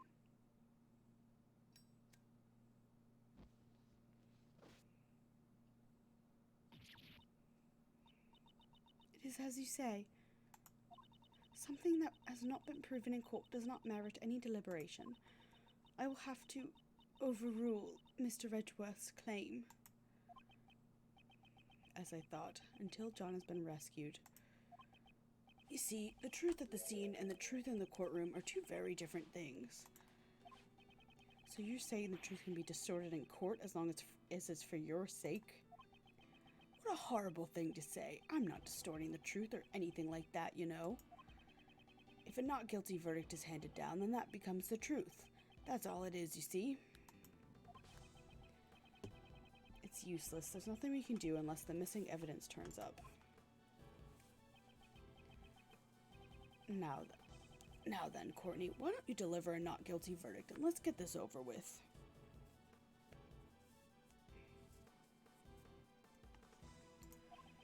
After all, that evidence isn't gonna show up anytime soon, you know.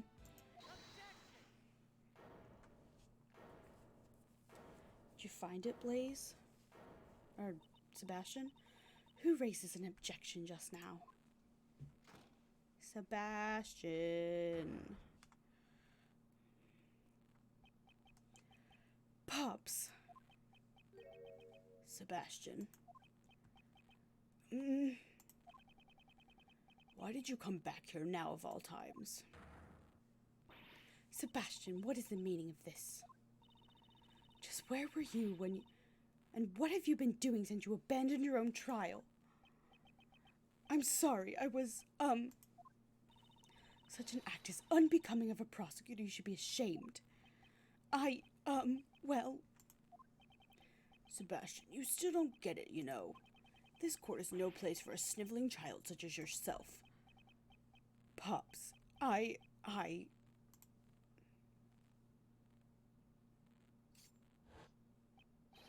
come to present new evidence, Your Honor. So, please, let me take my place back at the prosecutor's bench.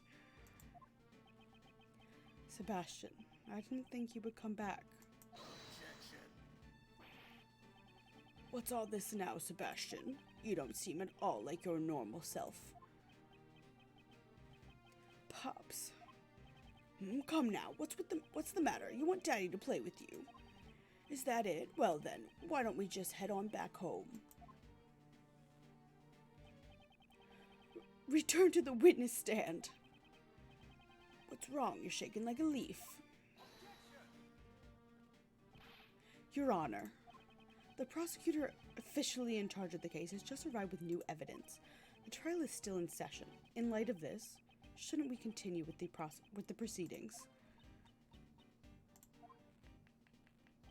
Naturally, the defense has no objections, Your Honor. I'm sure the defense attorney originally in charge would say the same. The prosecution has no objections either, Your Honor.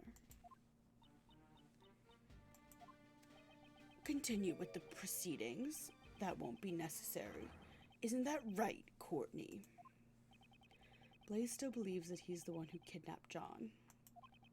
As long as John still hasn't been found, Judge Courtney will remain bound by Blaze, and nothing else will change that.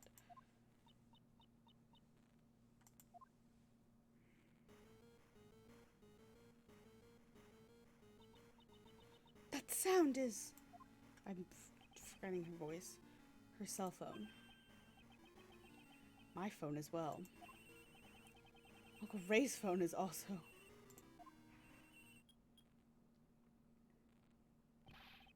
Mr. Edgeworth! Mr. Shields!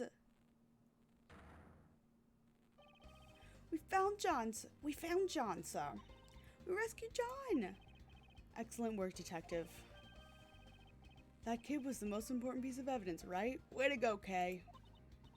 I wanted to spread the word quickly, so I had everyone call.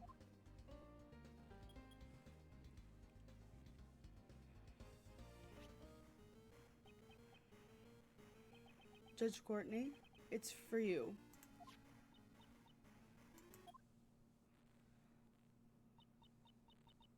Yes, I see. I'm so glad you're safe. Make sure you properly thank everyone, okay? Be careful and come home safe.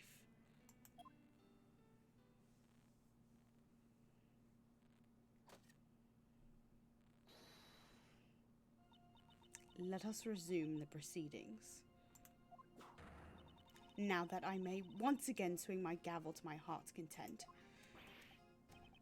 You're kidding, right? This is just a sad joke, you know. Witness, this is no joke. Please return to the stand. Prosecutor DeBest as well. Promptly return to your seat at the prosecutor's bench. Yes, Your Honor. What was his voice? Yes, Your Honor.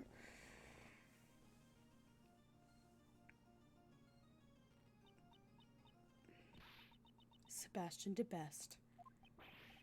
Yes, Miss Fontkarma. I leave the rest to you. Huh? Going up against your own father. It won't be easy. I shall observe how things pan out. From the gallery. This is just a room full of daddy issues. All across the board. Now then, allow me to ask once more. Is the prosecution ready? Prosecutor DeBest, what is this new evidence you wish to present? The missing knife and chisel, Your Honor. You mean they've finally been found?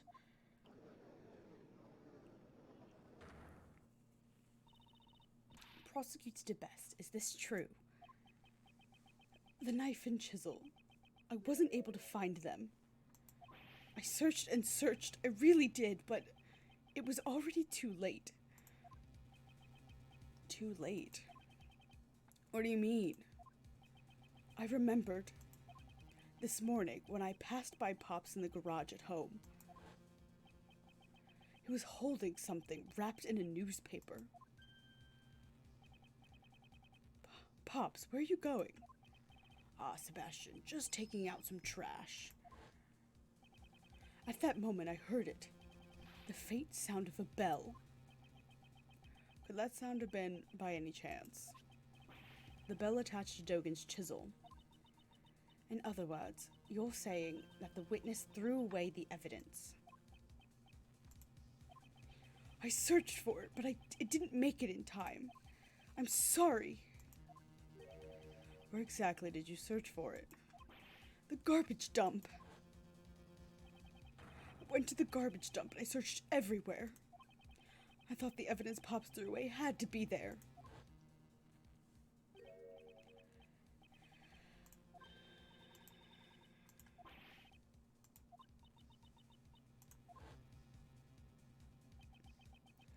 So about that time he had gone to the garbage dump. But... this was all I could find. It sounds rather peculiar. Now that you mention it, there's kind of a funky smell coming from you as well. What do you expect? I was digging through garbage. And what of the knife? I think it's buried somewhere in that giant mountain of trash. But I couldn't find it by myself.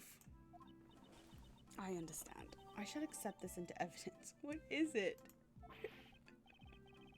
Well done, Sebastian. You never betrayed my expectations, you know. You searched so desperately through the garbage, and that's all you have to show for it. Oh, what a tearjerker. I'm tearing up already. It's a bit too early for tears, don't you think? We haven't examined the evidence properly yet. I think it's just a pointless waste of time, you know. I'm counting on you, Sebastian. Miles. Show him that the truth can be exposed in court and take him down. Mr. Shields is backing us up. Now all we need is a breakthrough. Prosecutor DeBest, let's take a closer look at that evidence. Right.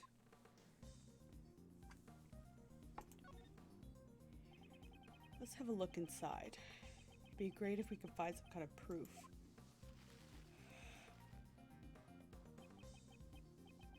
This is the bell that was attached to Dogan's chisel. Are there any traces left behind on it? It's no good. There's not even a single smudge on it. What did you find, Prosecutor DeBest? Did you even find anything? Darn it! Of course you'd find nothing. Something like that can't be called evidence, you know. All it is trash. It may be sad, but the truth is, you see. Or that's the truth. Were Sebastian's efforts all for naught? Indeed, this bell does not seem to be valid evidence. However... Mr. Edgeworth, you're really giving up. Calm as always, Edgeworth. Quite unlike Sebastian here. Well then, is the prosecution finished with this argument?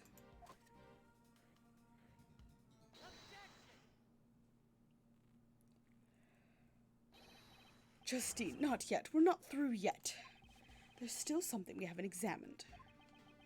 Still not giving up. Struggling in vain's not cute at all, you know. Seems Sebastian hasn't given up yet either. I was just thinking the exact same thing. What are you remaining? Is it trash or is it evidence? If we don't examine it, we'll never find out. The item I'm thinking of is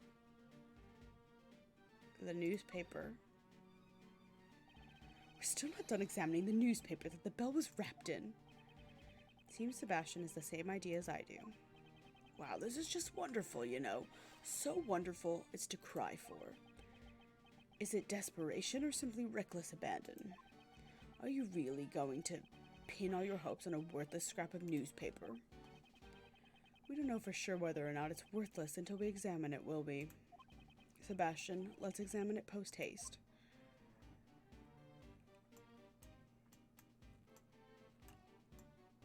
Ooh, that looks like a big old handprint. Oh, and it's got letters in it. Is this a handprint? There's something greasy on there too. Is it oil? Judge Courtney, we'd like to request a fingerprint analysis on this paper. Could you please summon someone from forensics? Your request is accepted. Contact the lab at once. That's not fingerprints. Reporting, these are definitely fingerprints. However, it's from a glove. What? It wasn't his voice. Didn't I tell you it was nothing but a worthless scrap of paper? Just think about it, when handling important evidence. What kind of idiot wouldn't use gloves? Oh wait, what does that be you? Hey, who doesn't know when to give up? That's pretty harsh, talking to your son like that. What's wrong with calling an idiot an idiot? If you want to be the best, you have to be heartless. I have no compassion for worthless individuals, not even my own son.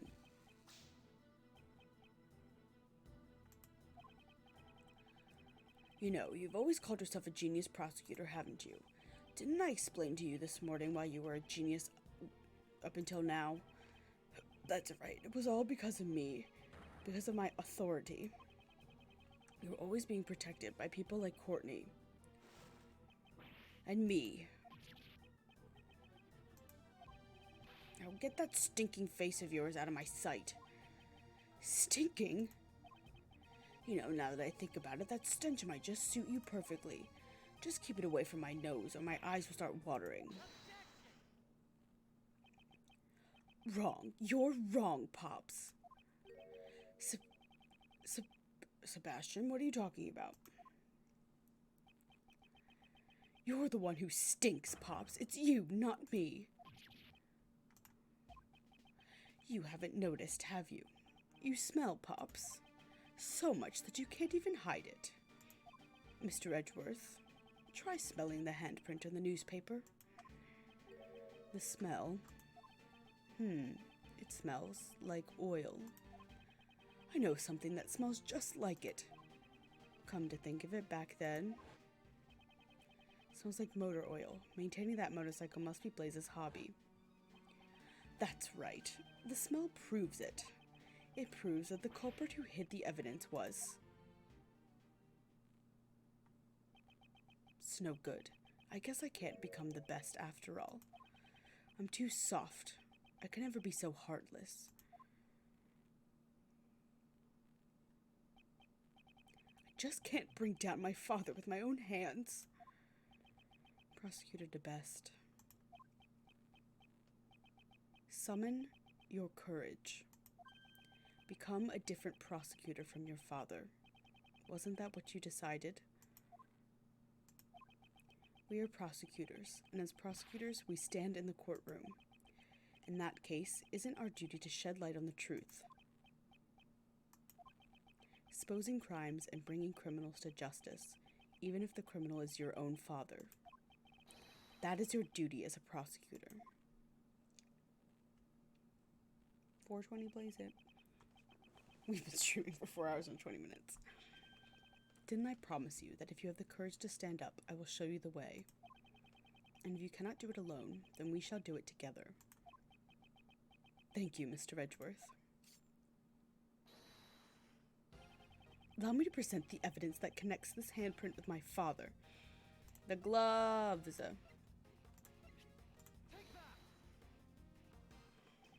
This is the smell of motor oil, the kind used for maintaining motorcycles. Both myself and Mr. Edgeworth have smelled the exact same smell before. Blaze DeBest, it was in your garage. And wouldn't you say these fingerprints have rather peculiar shape? The 5 letters that spell out D-E-A-T-H is exactly the same as your own gloves. Ha! You can buy gloves like that from anywhere. It doesn't prove a thing. Is that really the case? That's not the only thing these 2 pieces of evidence have in common. The fingerprints on the newspaper that was used to wrap up the bell. And Blaze's mechanic's gloves. This is the unmistakable similarity they both share. I assume whatever the fuck this shit is.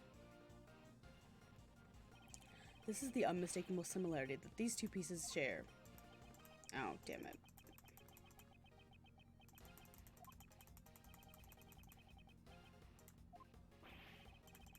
Yeah.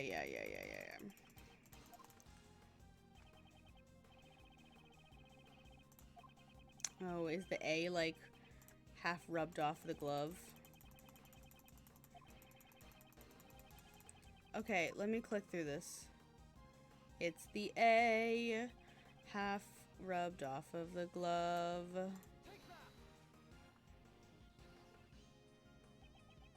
If you examine the imprint left by the letter A, you'll see it's unmistakably from this glove. And that's not all. There's one more item we must take note of, namely these dirt stains. I suggest we do a comparative analysis of the dirt stains from the newspaper and the glove. If the contents match up, then it will prove to be decisive evidence.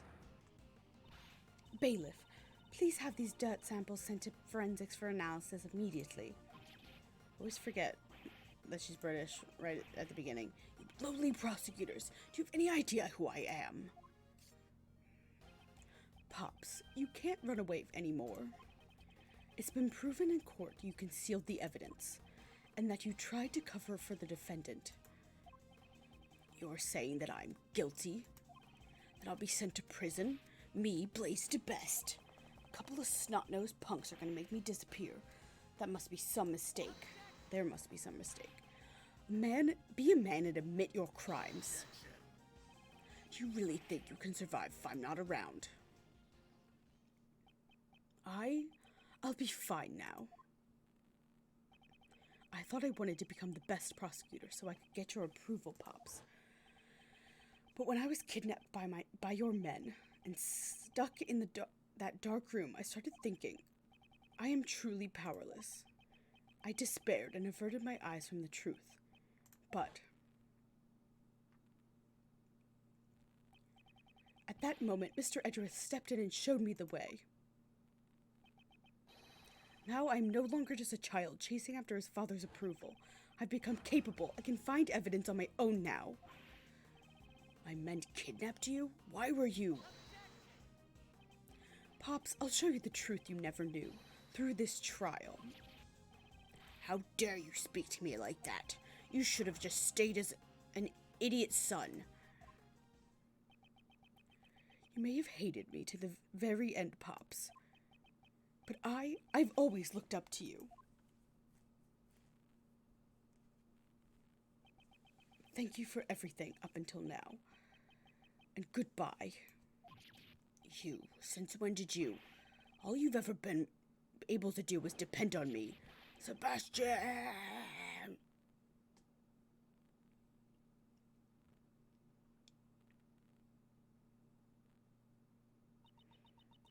It has been established that the evidence was concealed by Blaze de Best himself.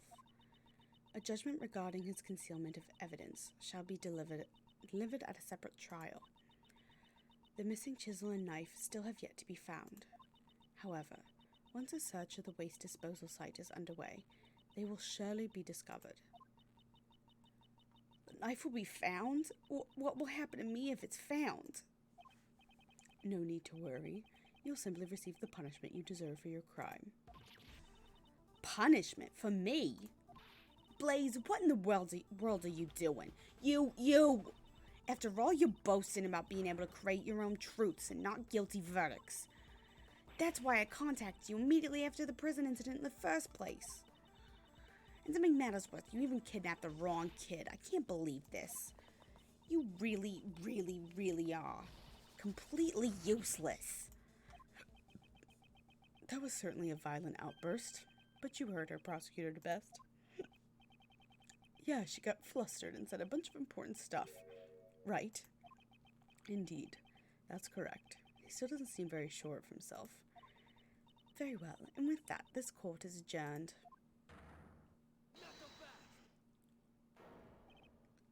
What? Who are you? Oh! Oh, it's Lang. Hi, buddy. Judge Courtney, it's still too early for a happy ending. Langsy says the end of the trial is not always the end of the case. And who might you be? The name's Shilong Lang. I'm just a humble lone investigator. Do you have some objection with this trial? Ha, not a chance. The defendant here has a heart as black as a moonless night. Lang, don't tell me you're the one from 12 years ago. You got it. Ain't this nice?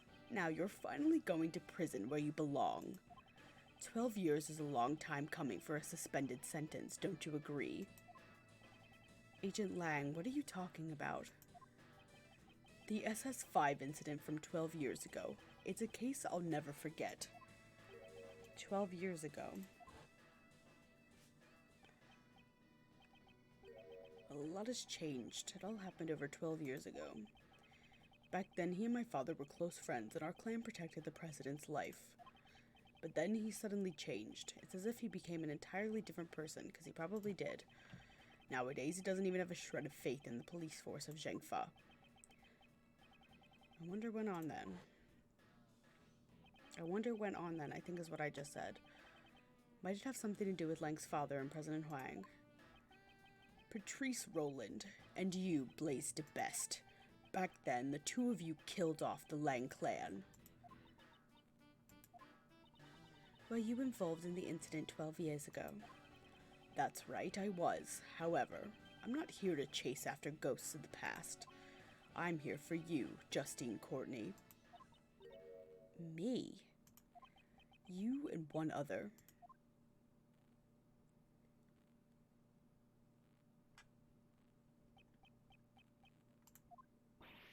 John!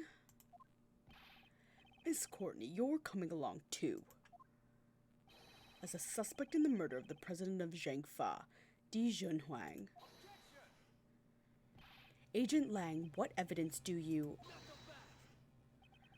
Settle down, Mr. Prosecutor. The investigation has only just begun. We're going to inspect the crime scene with the suspects in attendance. Agent Lang, did he get his hands on some new pieces of evidence? If you have any objections, then you can tag along as well. I shall do just that. Are we finally done? The end of the trial is not always the end of the case.